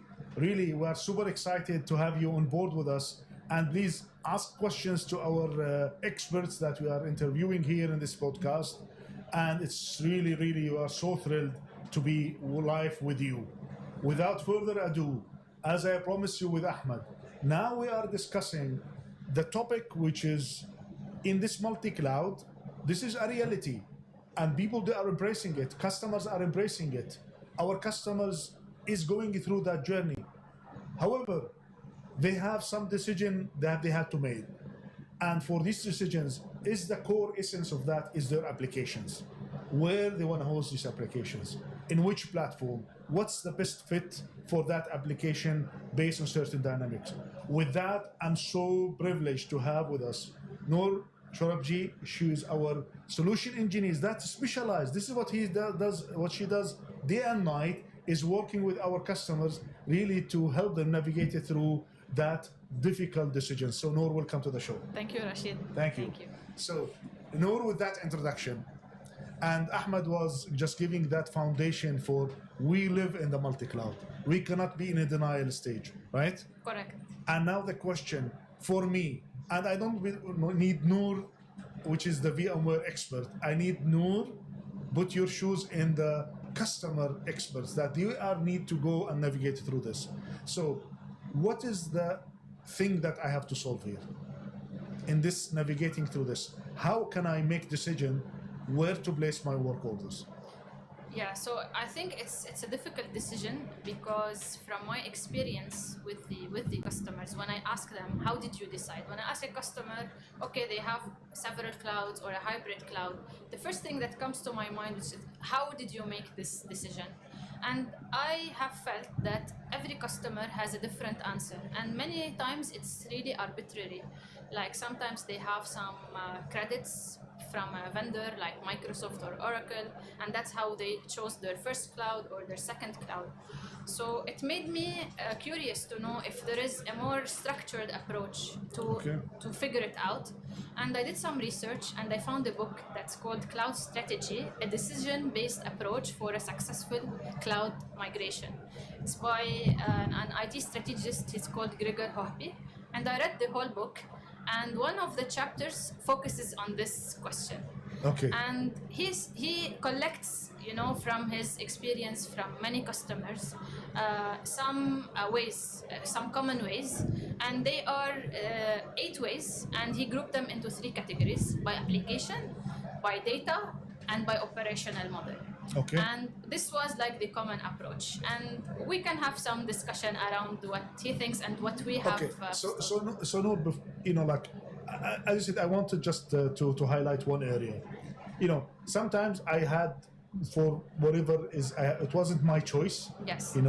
It's either been a choice, could be of the architect, or maybe there are some kind of commercial setups that was available so that I have to get advantage of it.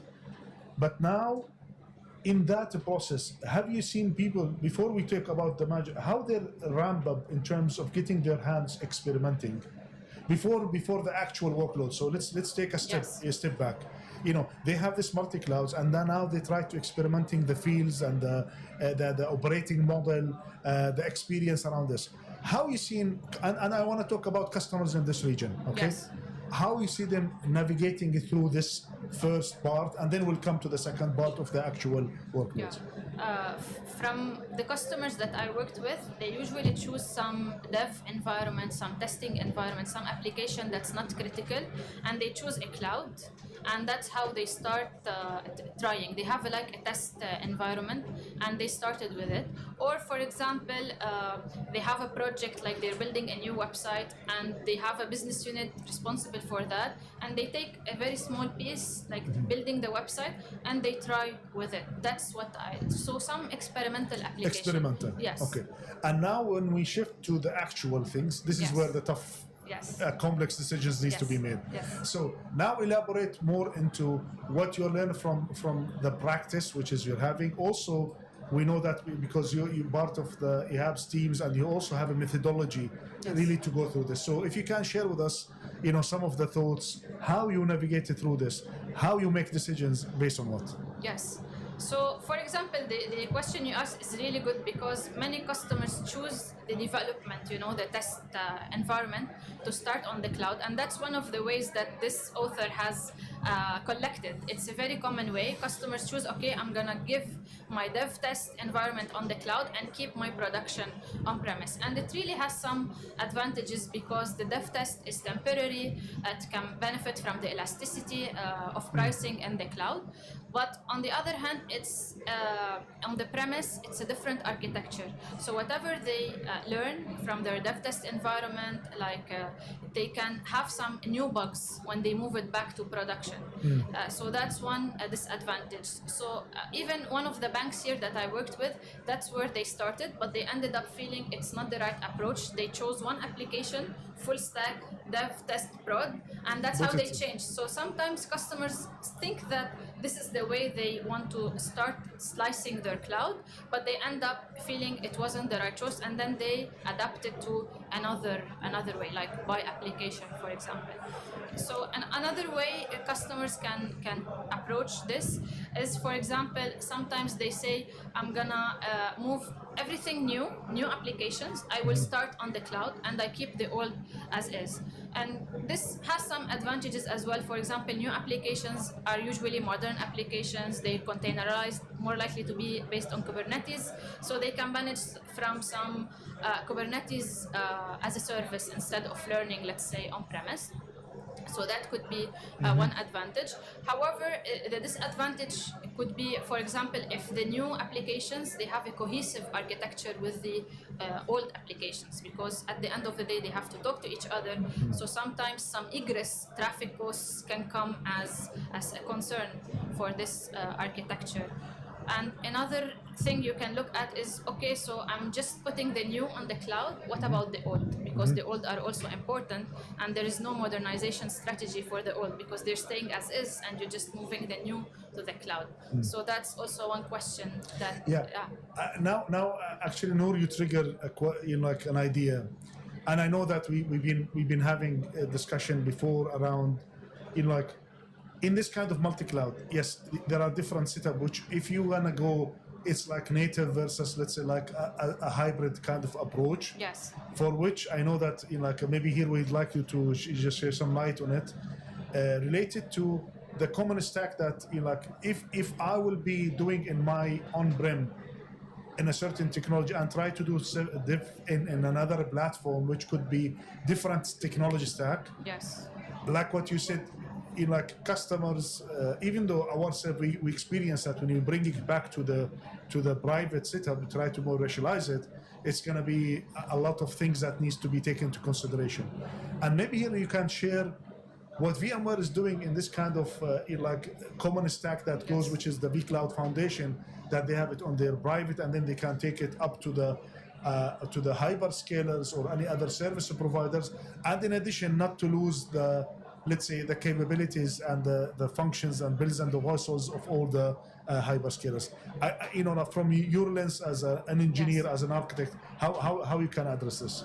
Yeah, I think when we say hybrid cloud or even multi-cloud, and if a customer sees the value, and one of the values is the mobility between virtual machines or applications between one cloud to another, they really need to know that it is not simple to move at any point in time applications in a few hours even from one cloud to another, unless it is standardized on some all the layers, like the compute and the storage.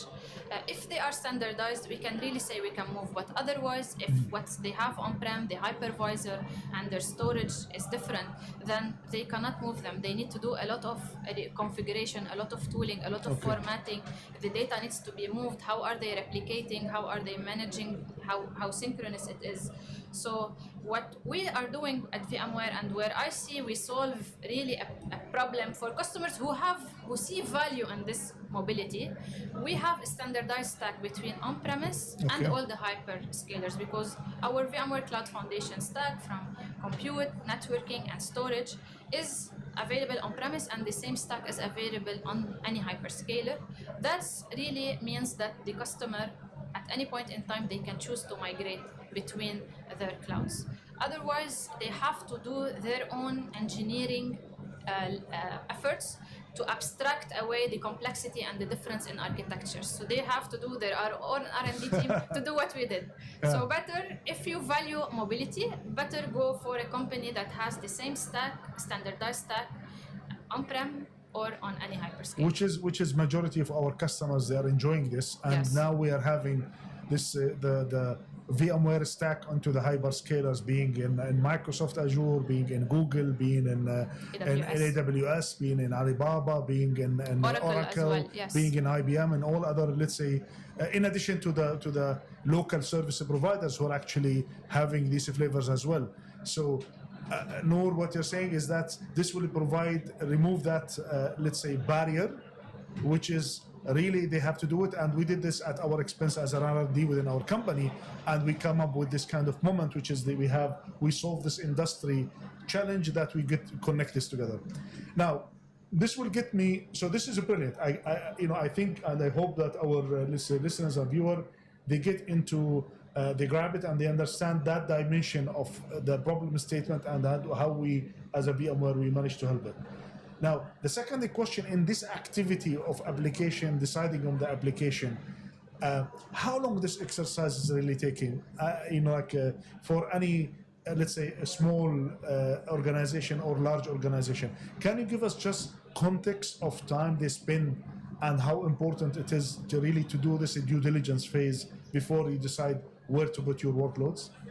Yes, I think depending on, for example, how much they have been in touch with their application portfolio. Because if they have an idea of their application, sometimes customers they need tools to even collect their own inventory on the complexity. So I think it takes several months. It's not like weeks or days, because you need to collect what you have, you need to see how ready they are for the cloud, you need to see the architecture, front end, back end, which applications talk together, data accessibility, because even if you move some applications to the cloud, sometimes they have shared databases. So moving them, even if they are ready from architecture space, but what about the storage? What about the data that they are going to access? And what about also the data, like protection, security, and aspects? This is also how you manage this. Yeah, of course. And also, like I have seen one big, huge Excel file for a customer who has done this exercise. One of it is the data, how sensitive it is. For example, the classification, confidential, restricted, non-confidential. They usually take those into consideration. They take the SLA or the high availability RPO, RTO that is required from the business unit. So it's a huge list of factors that customers need to take into consideration so they can really decide. So that's why maybe they already have this done. Maybe this will simplify or expedite the process. But if they don't, they need to do some collection on their own application before they start the thinking. But I think there is a key, maybe quick wins, which maybe they, in that embracing the multi-cloud, they can start somewhere, Yes. And is to get their hands dirty as well, to get the learn the process, because if you want to do a complete study, Yes. Each organization, they are special, right? And they have their own dynamics, their all boundaries that they have to go through. So maybe as they build this longer strategy, maybe they also take some learning on the side to be able to take it. Is that wise to say, or What's your take on this? Yeah, I think they have to start somewhere, and they have to start, as you said, like to take a portion of their application and to start learning from it, and to gather experience and feedback from the business application side of the performance of the customer experience. So everyone wants to like dip a foot in the water before they move all their applications, and this is what most companies are doing.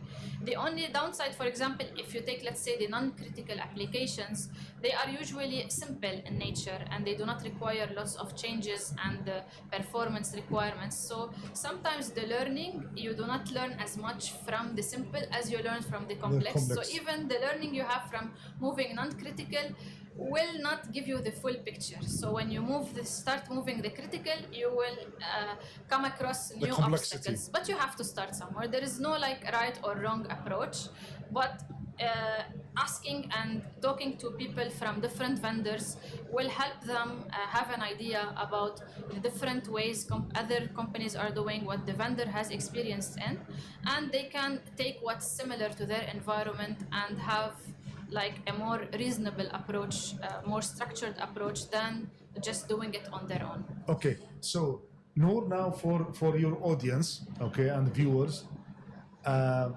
imagine you have them and you want to give them really an advice, sincere advice from your heart, from your brain, just to tell them in getting through this, what is the key things that they have to take into consideration. So the mic is yours, the camera is yours there.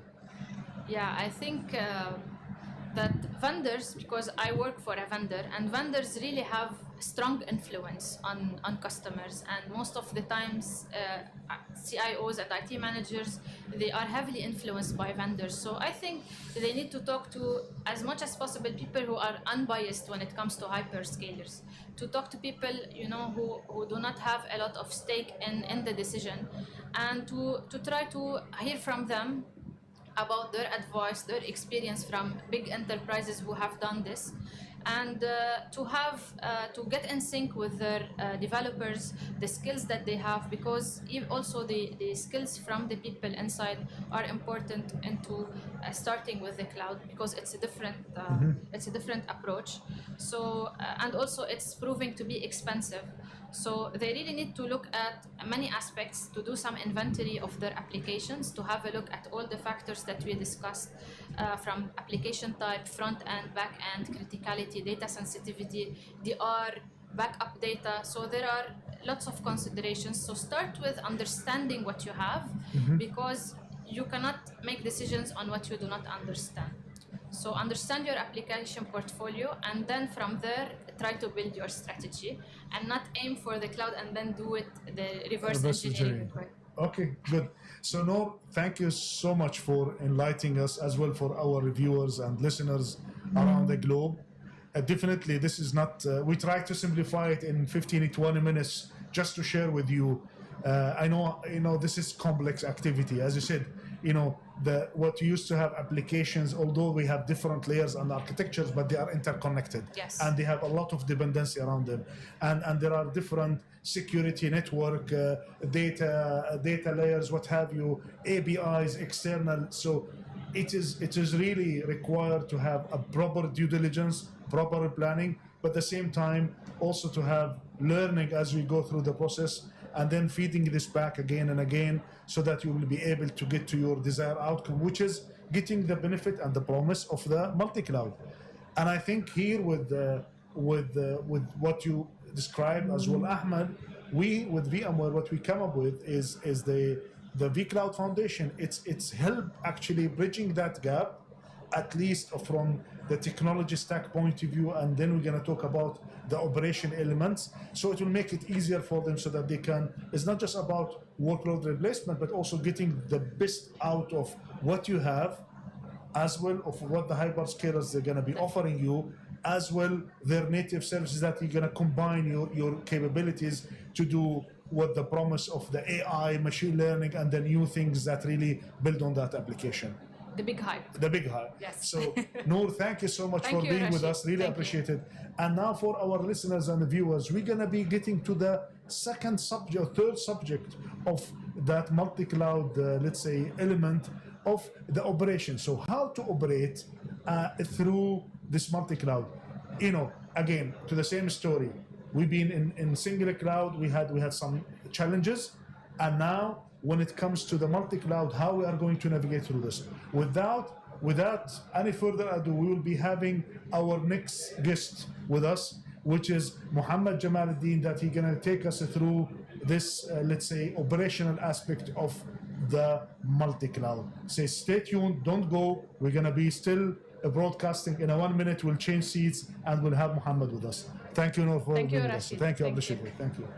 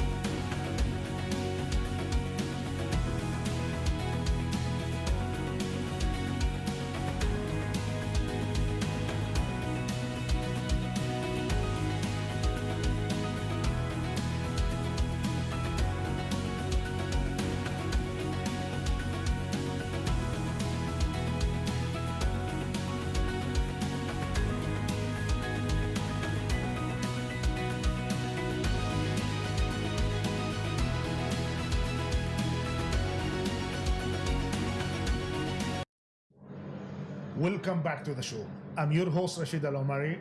As we promised you, we just took like a 1 minute to get our esteemed guest, Mr. Muhammad Jamaluddin, who's our cloud specialist and architect, that he's really taken through our operational aspects of the multi-cloud.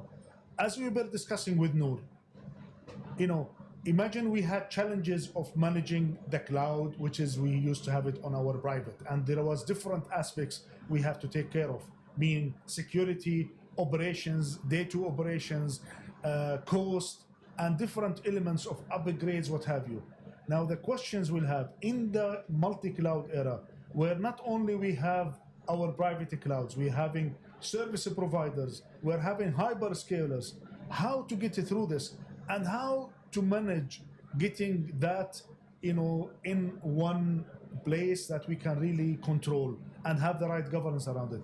And what is the rise of the cloud management, and really how this is very important and play a pivotal role into operating in a multi-cloud world. Without further ado, I want to welcome Muhammad to the show. So Muhammad, welcome to our show. Thank you so and much. And really Rashid. very excited also with our customers from all around the globe. We have people from newly joining us from Munich, from Tanzania, from Chad, from Far East as well. They would like to understand how we can manage the complexity of the multi-cloud in our day-to-day operations moving forward. Great. Thank you so much, Rashid, for having me, and welcome for all our esteemed guests as well. So if we took a step back and look at some statistics by Forrester and Forbes, yes, 77% of leaders in organizations today are forcing to increase their revenue as one of their top priorities. And this is reflecting on CIOs, where we're seeing 91% of CIOs are having application transformation on top of their agendas. Wow. And therefore, this is resulting into 82% of CIOs expecting to have multi-clouds in 2024. So we see now that because of the application transformation, because we want to grow our businesses, therefore we are mandating having multi-cloud. But why we want to have multi-clouds? Not because we want or we like complexity. It's because we have the different type of applications that we may be encountering in order to serve our customers and enhance our customer satisfaction and so on. So we have the AI and ML applications, we have the traditional applications, we have the modern applications and so on. So those different types of applications are somehow mandating us to have the different types of cloud infrastructures in the back end in order to serve it. So This multi-cloud and the evolution of those multiple clouds are also creating challenges. So Yes. though those are solutions for to enhance profitability and customer experience, but yet they are creating also a new set of challenges for our customers. And those challenges are around performance, visibility, a lack of cost control. How do we do governance across those different types of clouds? How do we get the right skill set to manage those different cloud environments as well? Because each cloud has its own unique set of flavors, skills, and capabilities that are required in order to run it day to day. So all those coming together are creating what we call the challenges of multi-clouds. Wow. And in order to serve those big challenges, I would say, because really these are really major, and the only people who feels it are the people running the IT operation and the back end. In order to sort out those challenges, the concept of cloud management platform and multi-cloud management have evolved, and now recently we're seeing it like on every single IT transformational agenda, to have a multi-cloud management platform in order to streamline their cloud operation. So, Muhammad, I want to ask you this question because we receive it from different customers, even though viewers, which is, everybody is claiming that cloud management is there, and they are, like taking it to the next level to manage the multi-cloud. How is this is real versus, like that kind of propaganda that we have it everywhere. Now, each and every vendor said, I am a multi-cloud management platform. I'm, just for our listeners, for our viewers, how to tackle this. And really, we want to give the reality check of that status of the market. Where are we today with that? Man, this is a really interesting question, Rashid, and I encounter this myself a lot when we visit our customers. Okay. Because see, to begin with, when we talk about multi-cloud management, it has to be truly multi-cloud. And when we say multi-cloud, this means that you need to be able to support your private cloud, like be it the VMware and others, or the native public cloud providers as well. So I cannot say that I'm a multi-cloud provider just by being able to support VMware clouds that are deployed on premise. And sometimes we get the misperception from our customers that VMware's multi-cloud management platform supports only VMware's cloud, which is not true at all. We have a lot of our customers using our multi-cloud management platforms to support Azure or to manage their Azure and their AWS environments, their native Azure and AWS, pure native and native public clouds. And if you want really to get the best of it, is to have the ability on the same platform to be able to manage both the private and the public world. And this is what makes here VMware unique when it comes to this capability, bringing both worlds together. This is what we're talking about public multi-cloud management. Okay, so I wanna just make sure that me and the viewers and listeners, they get this right. So what you are saying in VMware, what they did with their platform, with the cloud foundation, with the cloud management platform, is the following. They definitely manage the private cloud. They also have extendability of that management to whatever the same stack that we have, which is the vCloud Foundation on VMware Private, to that stack which sits on the hyperscalers, because all of them, they have that flavors.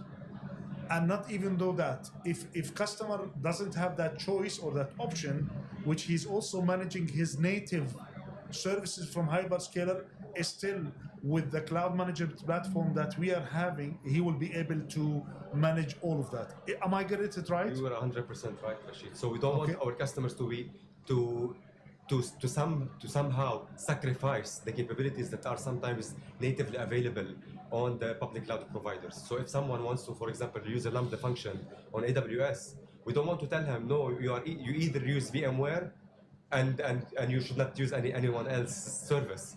We want to give our customers the flexibility to, you can use VMware on-prem, you can use VMware on AWS, and you can also use the Lambda function that is natively provided by AWS, all under the same umbrella, under the same management plane, under the same cost management, under the same operation. And there is no compromise. There is no compromise at all. Okay, because if I would say, I'm gonna lose anything by doing that, or shall I still do my parts on the native, on their native, let's say, management, and then, so what is, how you can really bring the two worlds together? You will lose only one thing. Yes. Is the simplicity. If you go and start building your own stacks as a silos, you are going to lose the simplicity that VMware is going to give you part of this cloud management platform. So really, our customers are feeling the need once they are a little bit down the road, once they are, let's say 6 months, 1 year down the road when it comes to the utilization of native public cloud, they are finding ourselves in managing multiple cloud environments, on-prem and on the cloud, and therefore the complexity is increasing. And this is where they are coming to us and saying, you know what, we wish from the beginning we were able to anticipate that this challenge is going to grow rapidly, and from the beginning to have a cloud management platform in place in order to avoid those challenges before it realizes. And from visibility, am I going to get a visibility around what's happening, cost management, maybe ability to say, okay, where is the best? We discussed with Noor, like from an architectural point of view, where to place work orders, but sometimes also cost plays a dimension into that one. So how we can get to assure there is element, if I am in the shoes of the decision maker at the customer side, I have to comply with my cost envelope, I have security envelope, I have my operational envelope, I have my skill sets envelope, I have, even though my maybe data, let's say, restriction envelope. So how to navigate through this, Muhammad? So if I want to, let's say, simplify what you have just said, Rashid, and bring it all to 3 main buckets. Yes. And in my opinion, or this is the standard that we're seeing, that the cloud management capabilities goes all down to 3 main buckets. Those are delivery, and this includes, the skill set, the automation, how we deploy our services, the self-service portal, the governance around it, and so on. And then the second one is operation. This is where things comes like the operation, performance management, and troubleshooting, and the likes. And the third element is the governance. And part of governance, not only the compliance, but also the cost. So those 3 elements, and maybe linking back to maybe your second question where you asked about what is really a cloud management platform.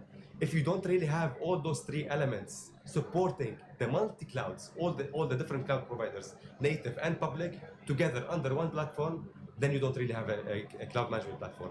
If you can achieve delivery, operation, and governance across the multi-clouds through one unified solution, this is where we can say that you have a cloud management platform. So, yeah, cost under the governance part, it's a vital, I would say. This is the FinOps topic. It is definitely. So governance / FinOps. This is where we're talking about, how do we manage our cost? How do we ensure that we have the right placement?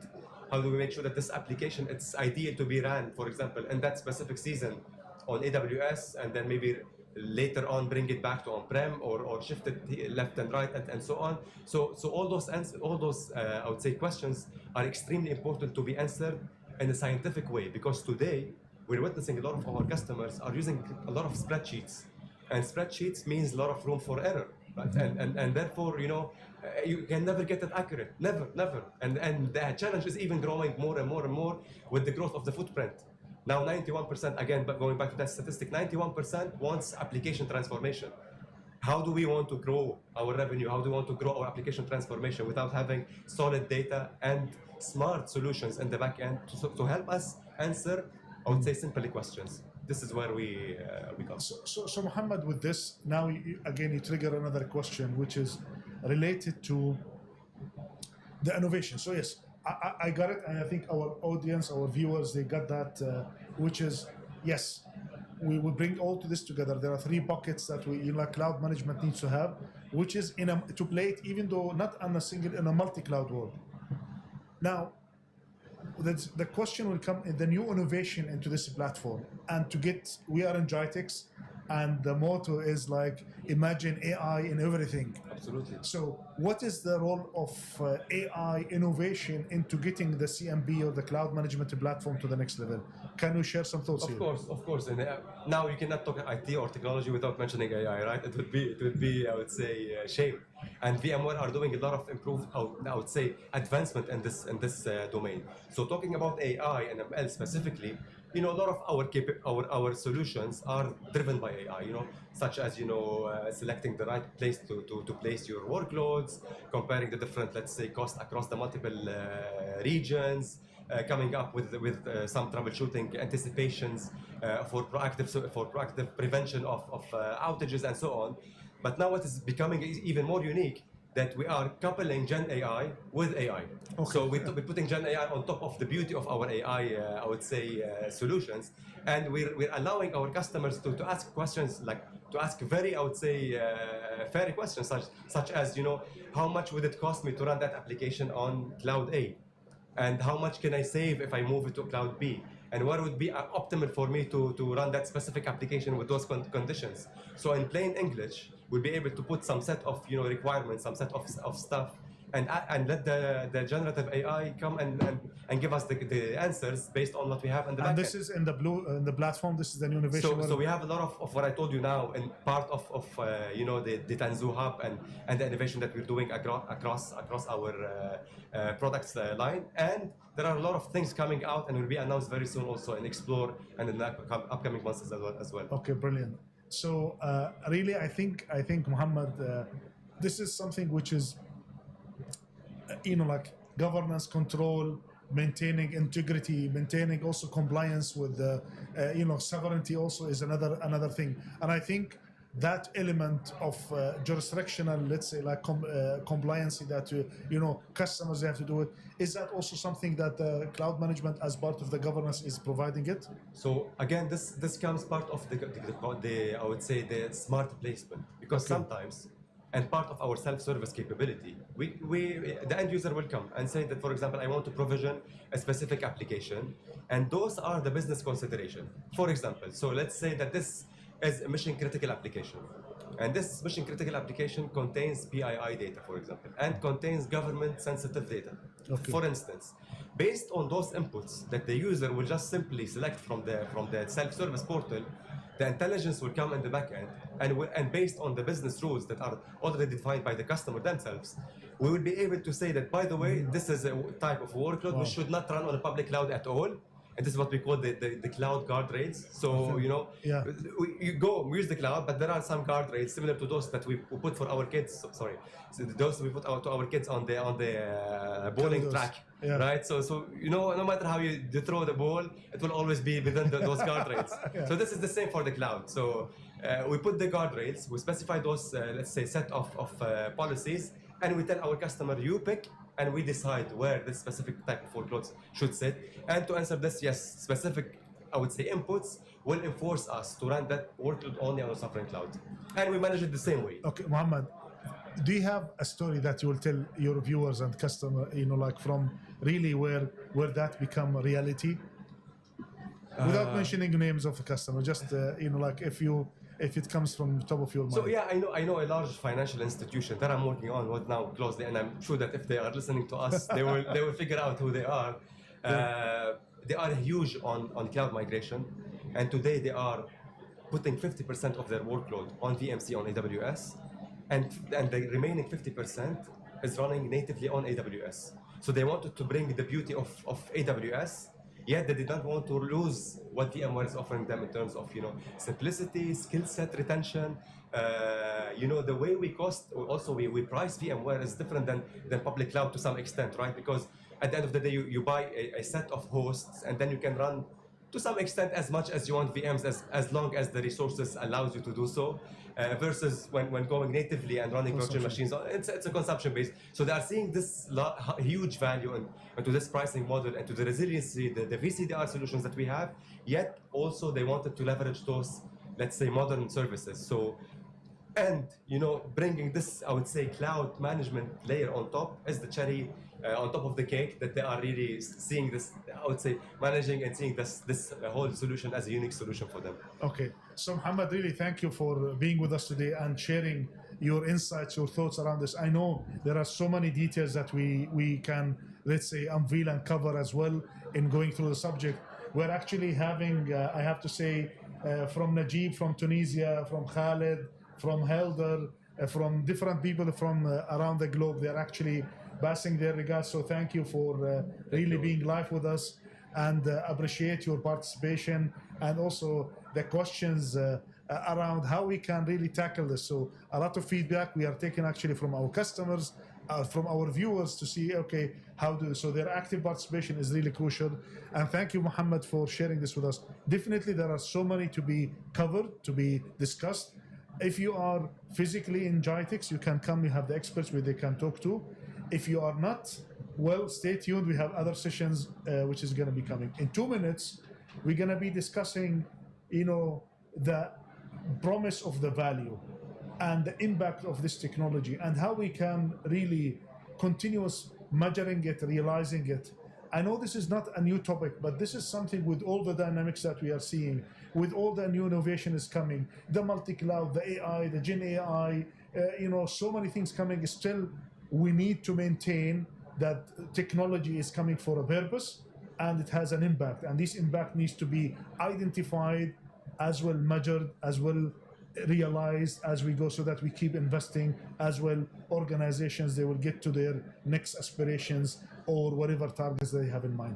So Muhammad, thank you for being with us. Pleasure, and Rashid. stay tuned. Thanks in for a having couple me. of minutes we'll be back with you with a distinguished guest that he was flying into this region just to deliver this to you, as well to engage with you live as well here in GITEX 23 live from Dubai. So stay tuned, I will get back to you.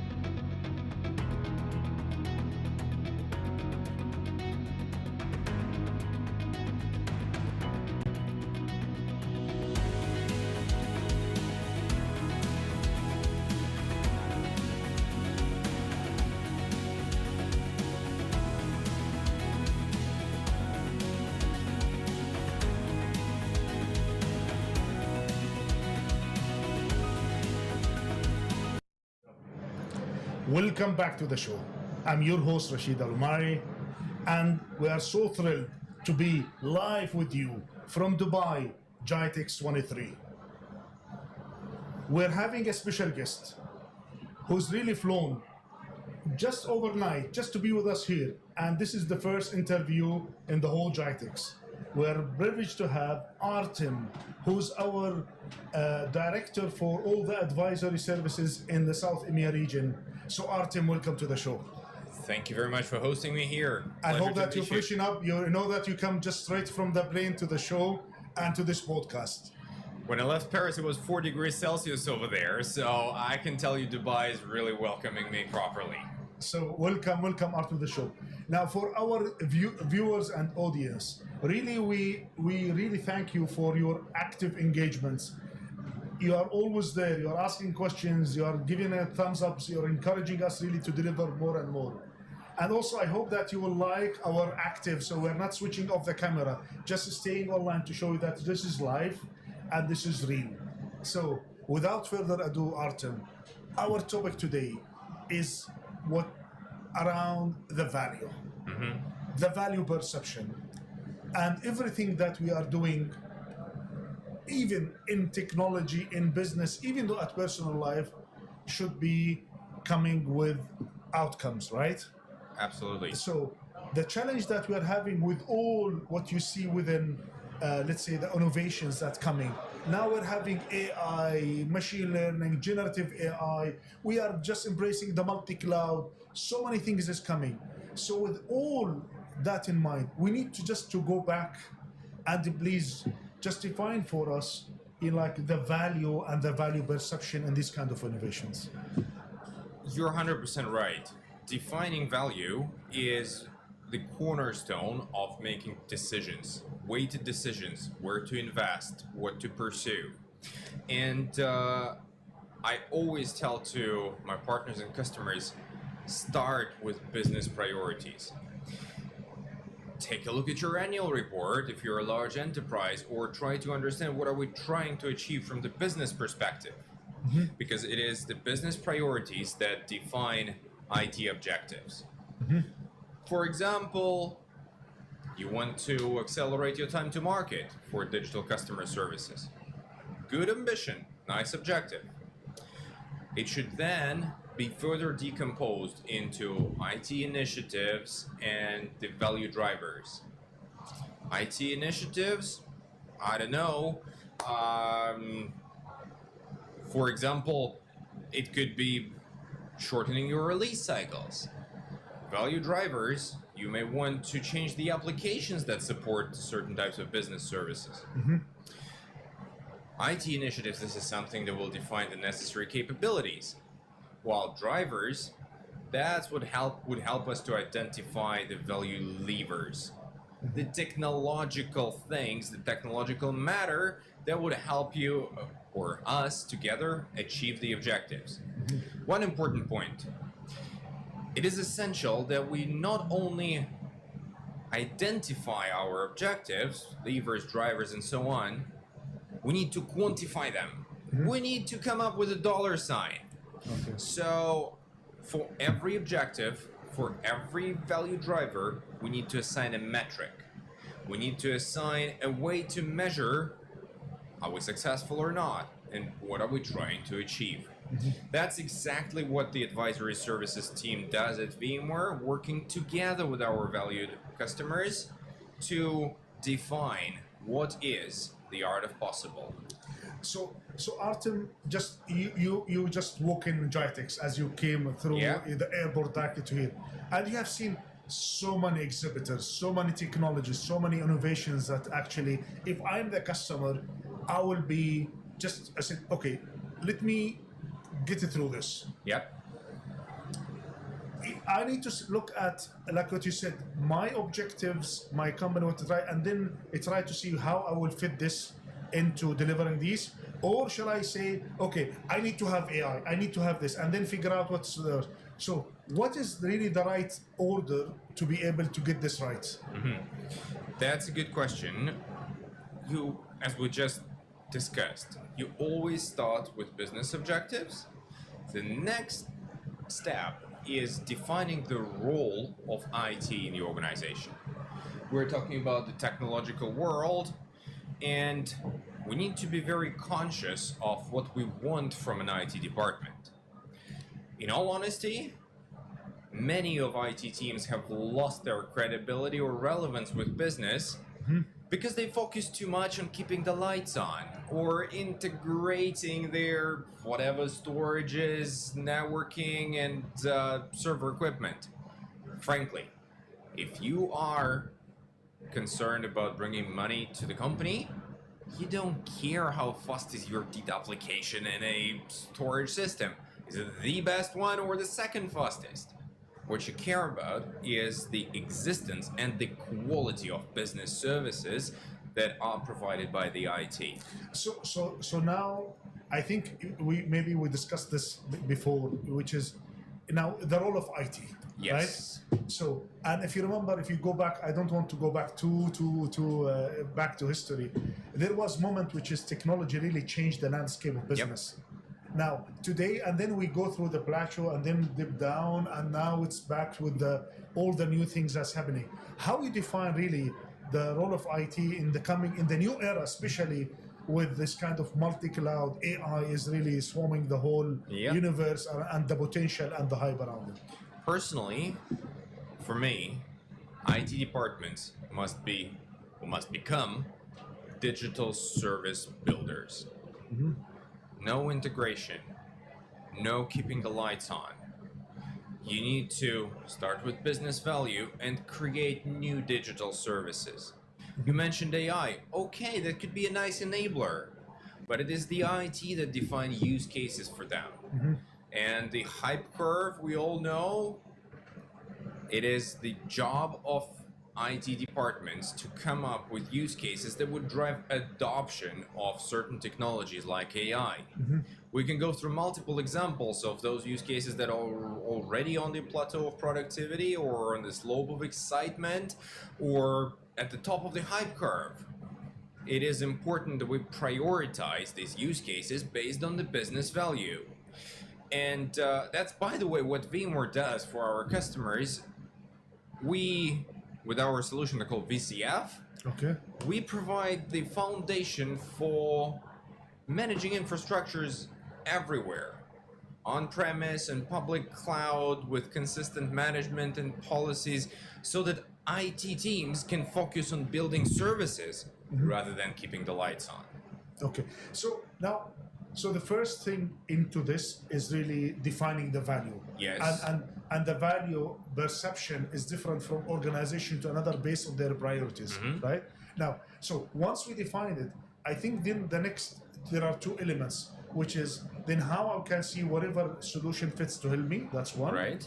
And secondly, the How key we question is measure. how we measure it. Yeah, exactly. Yeah, because it's nice that maybe someone will give you a big promise. But when it comes to reality, there is no tracking of that promise. And I think now the investment, even though with this, like economical, let's say, position globally we are in, definitely return on investment and impact, it needs to be visible and needs to be measured. So what's your take on this, Atem? That is a complex question. So, as you said rightly so, imagine we have defined value. So we understand what we want to try to achieve in a long term with all the metrics and objectives defined. Imagine as well, we have a plan. Okay. We have a nice Gantt charts and the implementation roadmap with value metrics assigned to it. So we know what we are trying to achieve by which point in time. If this is true, everything that we need is twofold. Number one, a buddy. When I say a buddy, it's a governance buddy. Okay. Like a group of people who are responsible for controlling value realization. And number two... But sorry, Artem, is that what used to be in organization like performance management teams, or that's something you need to add a different dimension to it? That's my personal advice, or I would say, a life hack that I usually tell to my partners. it is great to involve vendors or service providers or partners into that body so that people sense the responsibility they bear and they take part in collective decision making. And take ownership as well. Exactly. And this ownership and decision making is the second thing I mentioned, process. Buddy and the process. Process meaning collecting data, analyzing, trying to understand, are we on track? Are we lagging behind? Are we, ahead of time in realizing the value, and implementing any corrective measures if required. So these two components, buddy plus the process, together form what is called value realization governance, or value realization as a simple thing. Okay. So it is a well-established methodology, and we at VMware, my team in particular, we have, in partnership with customer success, we run it. We have a well-established approach, VMware approach to value realization governance. But let's not forget, you started with this. We need to define the value. We need to have a plan. And only then we can run the value realization governance that I just described. So, Artem, with that, which is brilliant, you created that machine as well, that governance body and the process around it. Now, we've been witnessing, let's say, like derailing when it comes to project delivery, to so many elements that, either delaying values or perception of the value. So what are really the key challenging in realizing this value? Because there are different elements. So from your experience, from the wider customer range that you have, what's your take on this? There is a general rule. The rule says that the implementation of a project actually impacts the perception of the project of a customer. Okay. Meaning it can change the original hypothesis. Okay. Or the assumptions that were made in the very beginning. That's the reality. To give you an example, public cloud journeys. We've seen so many companies who were running to public cloud in search of efficiencies or innovation, and that's fair enough. But throughout the process, throughout the implementation and the migration, IT teams and application owners suddenly realized that they did not pay enough attention to the way their services have been built. And they suddenly find themselves either with monolithic applications just being lifted and shifted to the cloud, leading to extraordinarily price tags attached to running these services in the public cloud, or the other way around, they actually started building applications with cloud native services, suddenly finding themselves in the situation that they are locked into that particular environment. And they have no way back out of a hyperscaler or, even moving back. Moreover, in Europe, for example, we even have some regulations right now mandating some major financial institutions to maintain sovereignty, to be able to fall back and bring back their critical services. So, getting back to our original discussion on value, it is important to have the governance of the process. And even if somewhere halfway through you have identified an unforeseen circumstance or a new hypothesis, it is essential that we re-evaluate the value and take any corrective measures if required at that point in time. Wow. So now, Artem, you see the motto of GITEX this year is imagine AI in each and every aspects of whatever we do, okay? So with that in mind, and I know we need to address this, especially for our audience, our viewers around the globe. They really would like to understand how to address this and still defining the value and the perception that really coming from generative AI and AI, and as still they are still exploring. So if they take their methodology around, okay, what my organization, what I need to achieve, and then maybe this will open new doors for them that maybe they haven't even though considered. So can you add more color to this from your expert lens on how really to give that value perception as well to become, I would say, realistic, but at the same time also challenging yourself and your organization of what that can deliver? Right. So first, you mentioned before the famous hype cycle. Yes. And as I already said, I like to cluster or segment AI use cases along that line, along the value they bring and along the levels of adoption. Let me give you an example. There are certain use cases like predictive maintenance or hyper-personalization. We already know what these things are. We know how to use them. They have been in place for some time. It is the plateau of productivity. We can even define value and realize it. It's almost business as usual. There is a number of exciting AI-based things like co-pilots or like sentiment analysis. They are not yet at the plateau. I think Gartner called it as the slope of enlightenment. Yes.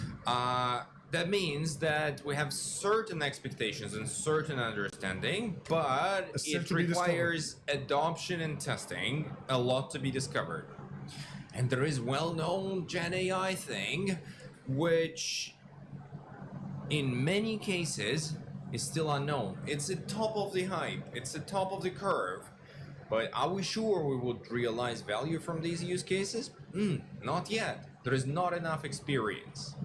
So the key thing here is adoption. And there's one important aspect that VMware does in this area that I find essential or critical to the adoption of AI. VMware democratizes the use of AI on one side, allowing companies to run, test, and realize value from AI use cases, whether on-premise or in private cloud or in public cloud, anywhere you like.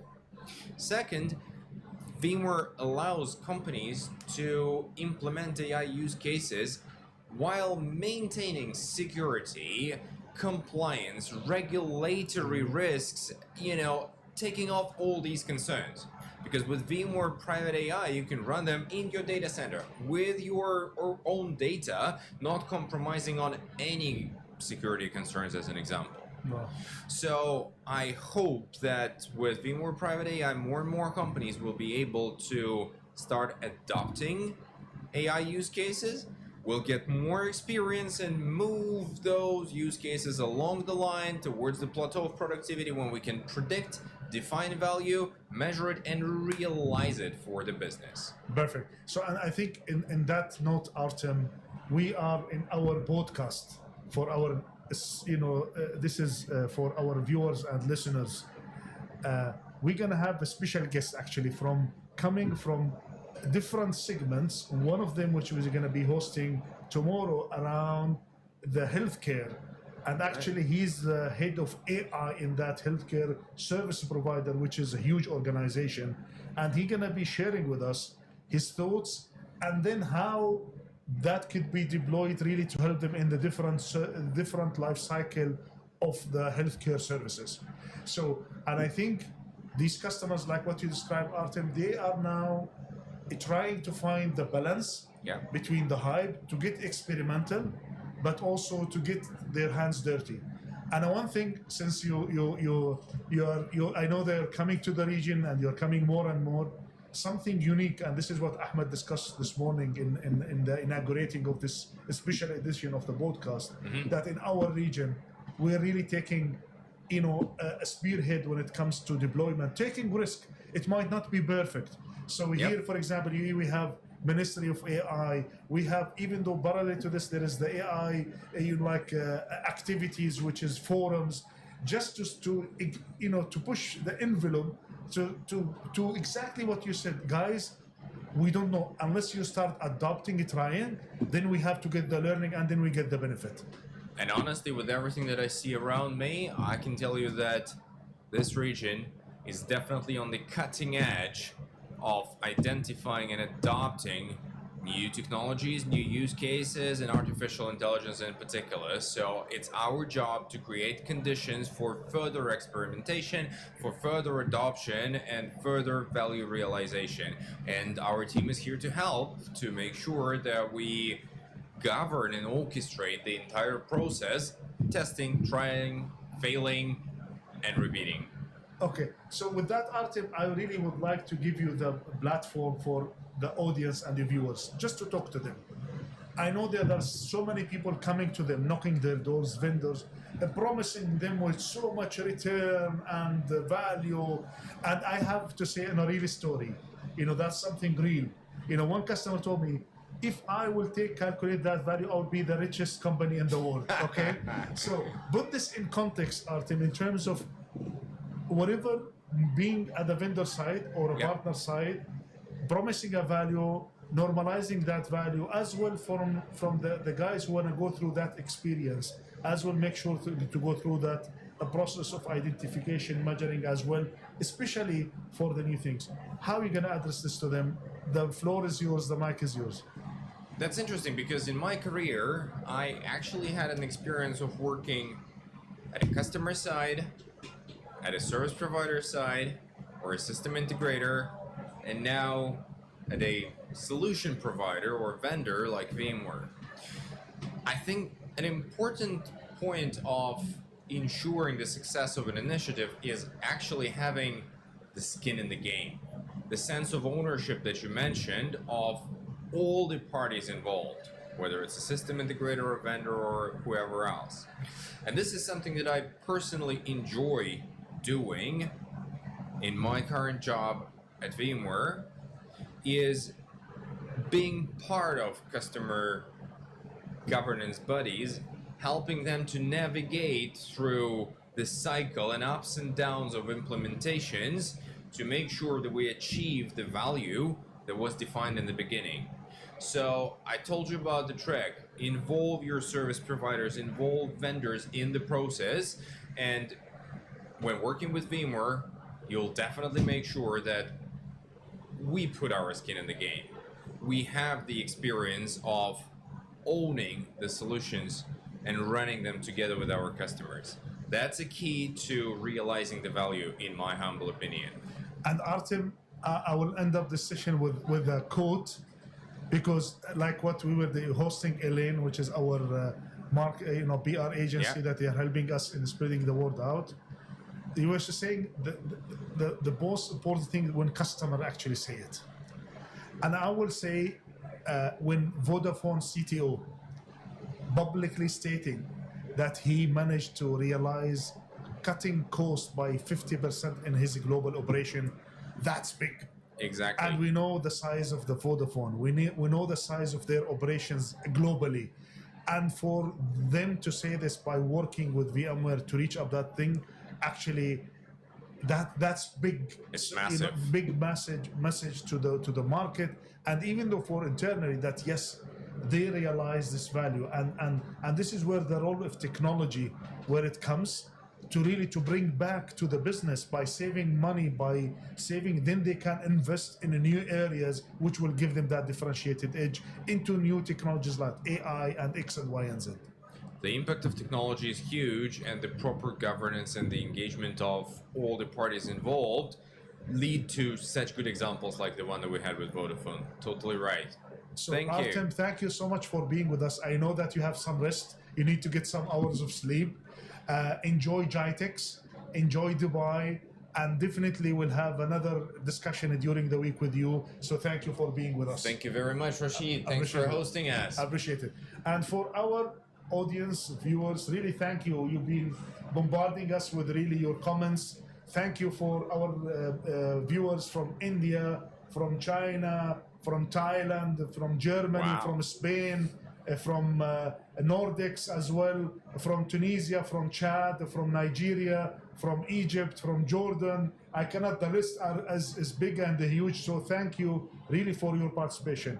Just will take 5 minutes break and we'll get back to you with wrap up of the day Today we try to make it, like a little bit soft. We don't want to go deep into the topics. We've been enlightened with, let's say, with our leaders, with also insight from the experts, like what we have now with Artem, as well with our expert with the cloud team, with the marketing teams. So we try to make it light today for you, but tomorrow we're gonna also have further. We have additional set of seasoned experts. They're gonna be in our show. So stay tuned. In 5 minutes, we'll wrap the day, and then we'll set you the expectation for tomorrow and the 3 days to come. So stay tuned. We'll get back to you.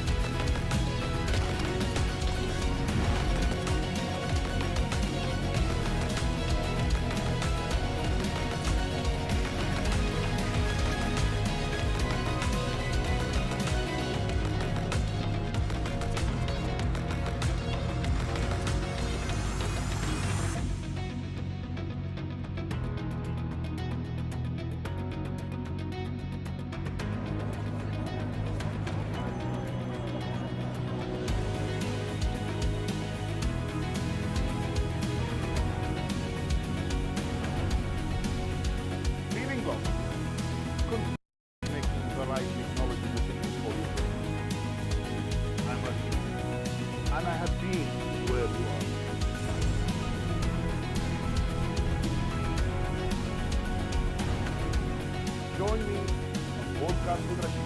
Let's untangle the complex together, growing inspiration and gaining insights.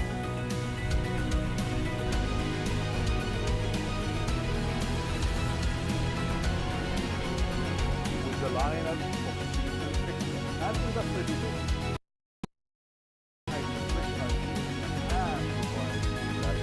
whether you are in a metro, sipping coffee, or at your desk, we are here with you, guiding every step. Richard the Quest once said, a quest means business. Well, here at Podcast with Rashid, it's not just business, it's business and technology.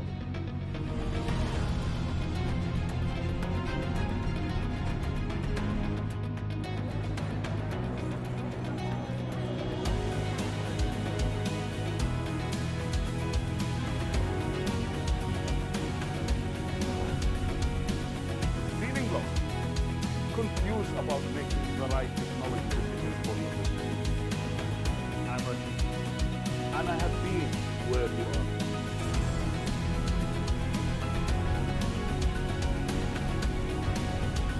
Join me on Podcast with Rashid.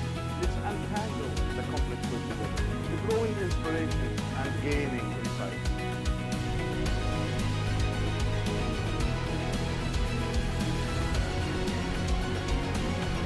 With the lineup of seasoned experts and industry leaders, we are here to ignite fresh ideas and provide clarity. Whether you are in a metro, sipping coffee, or at your desk, we are here with you, guiding every step. Richard the Quest once said, a quest means business. Well, here at Podcast with Rashid, it's not just business, it's business and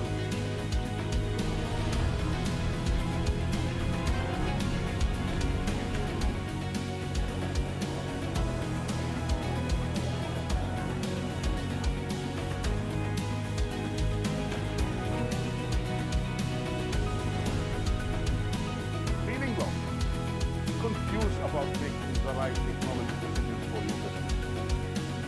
I'm Rashid, and I have been where you are.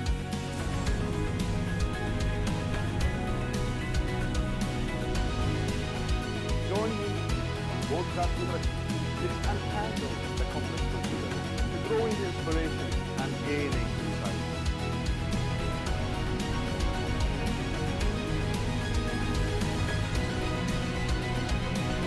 With the lineup of seasoned experts and industry leaders, we are here to ignite fresh ideas and provide clarity. Whether you are in a metro, sipping coffee, or at your desk, we are here with you, guiding every step. Richard the Quest once said, quest means business. Well, here at Podcast with Rashid, it's not just business, it's business and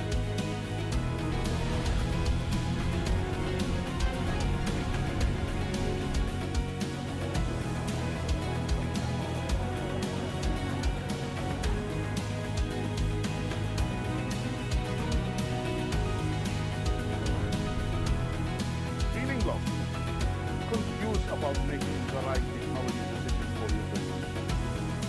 I'm Rashid, and I have been where you are.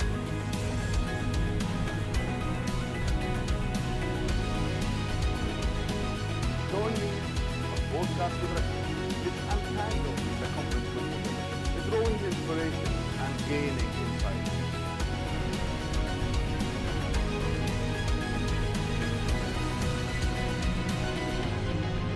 With the lineup of seasoned experts and industry leaders, we are here to ignite fresh ideas and provide clarity. Whether you are in a metro, sipping coffee, or at your desk, we are here with you, guiding every step. Richard the Quest once said, the quest means business.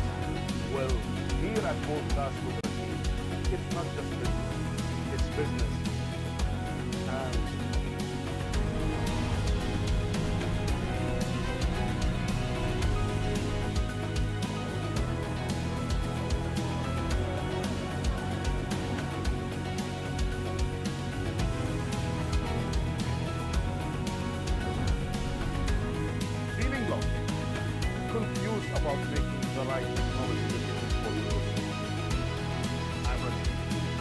and I have been where you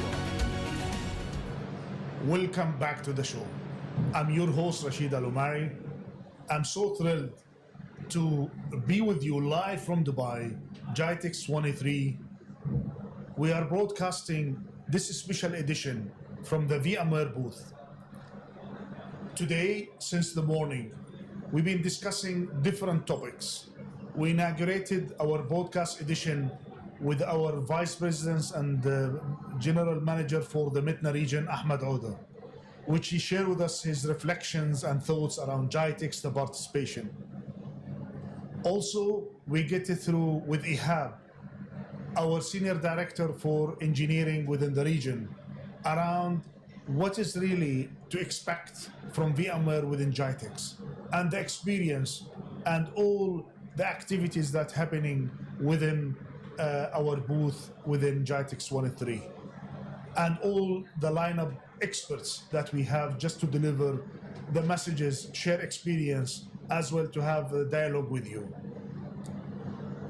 Then we've been privileged to have our Ilian Wallace, which is our, let's say, PR marketing agency, just to share with you from a marketeer lens and from a PR lens what's happening within GITEX evolution and where are we today. We shift gear and we had discussion around the multi-cloud, the hype of the multi-cloud, the promise of the multi-cloud, and the state of the multi-cloud in globally and in our region. Tackling the topic of complex decisions that have to be done during this kind of journey. In addition of how to manage and do the operations during this kind of multi-cloud journey, covering delivery, operations, as well as governance. And then we ended up the discussion with the value perception and the value realization and how you are within your organization, you can really define and set and measure as well realize the value with the innovation that we are seeing and how really we can navigate through all of this, really not to become just a hype, but to convert it into reality. Now, with that, it's really give me the pleasure just to give you that we really had a very successful and engagement with you online from customers around the globe, from viewers around the globe, and I have to thank you for being live and active with us. Just to give you a sneak peek of tomorrow. Tomorrow we're gonna have further heavy champion weights, experts when it comes to, we're gonna have our Chief Technology Officer for EMEA. We're having our Vice Presidents for System Engineering, which is gonna tackling and talk about the private AI and generative AI. We're having our CTO for Telco Business Unit, Mariam Sawad, which is gonna be talking about the new dynamics that's happening and innovation in the telco side. We are going to have also lineup of customers. They're going to be sharing their experiences with you so that we can both get the value of that insights and to give you the real experience from adopting technology and the impact of technology to business. So for that, we're going to tell you, stay tuned. We're having an exciting 3 days together to come. And I'm so thrilled to be with you, and stay tuned. We're gonna be tomorrow at 1 p.m. Dubai time across the globe, broadcasting live from GITEX 23, and see you tomorrow. Thank you.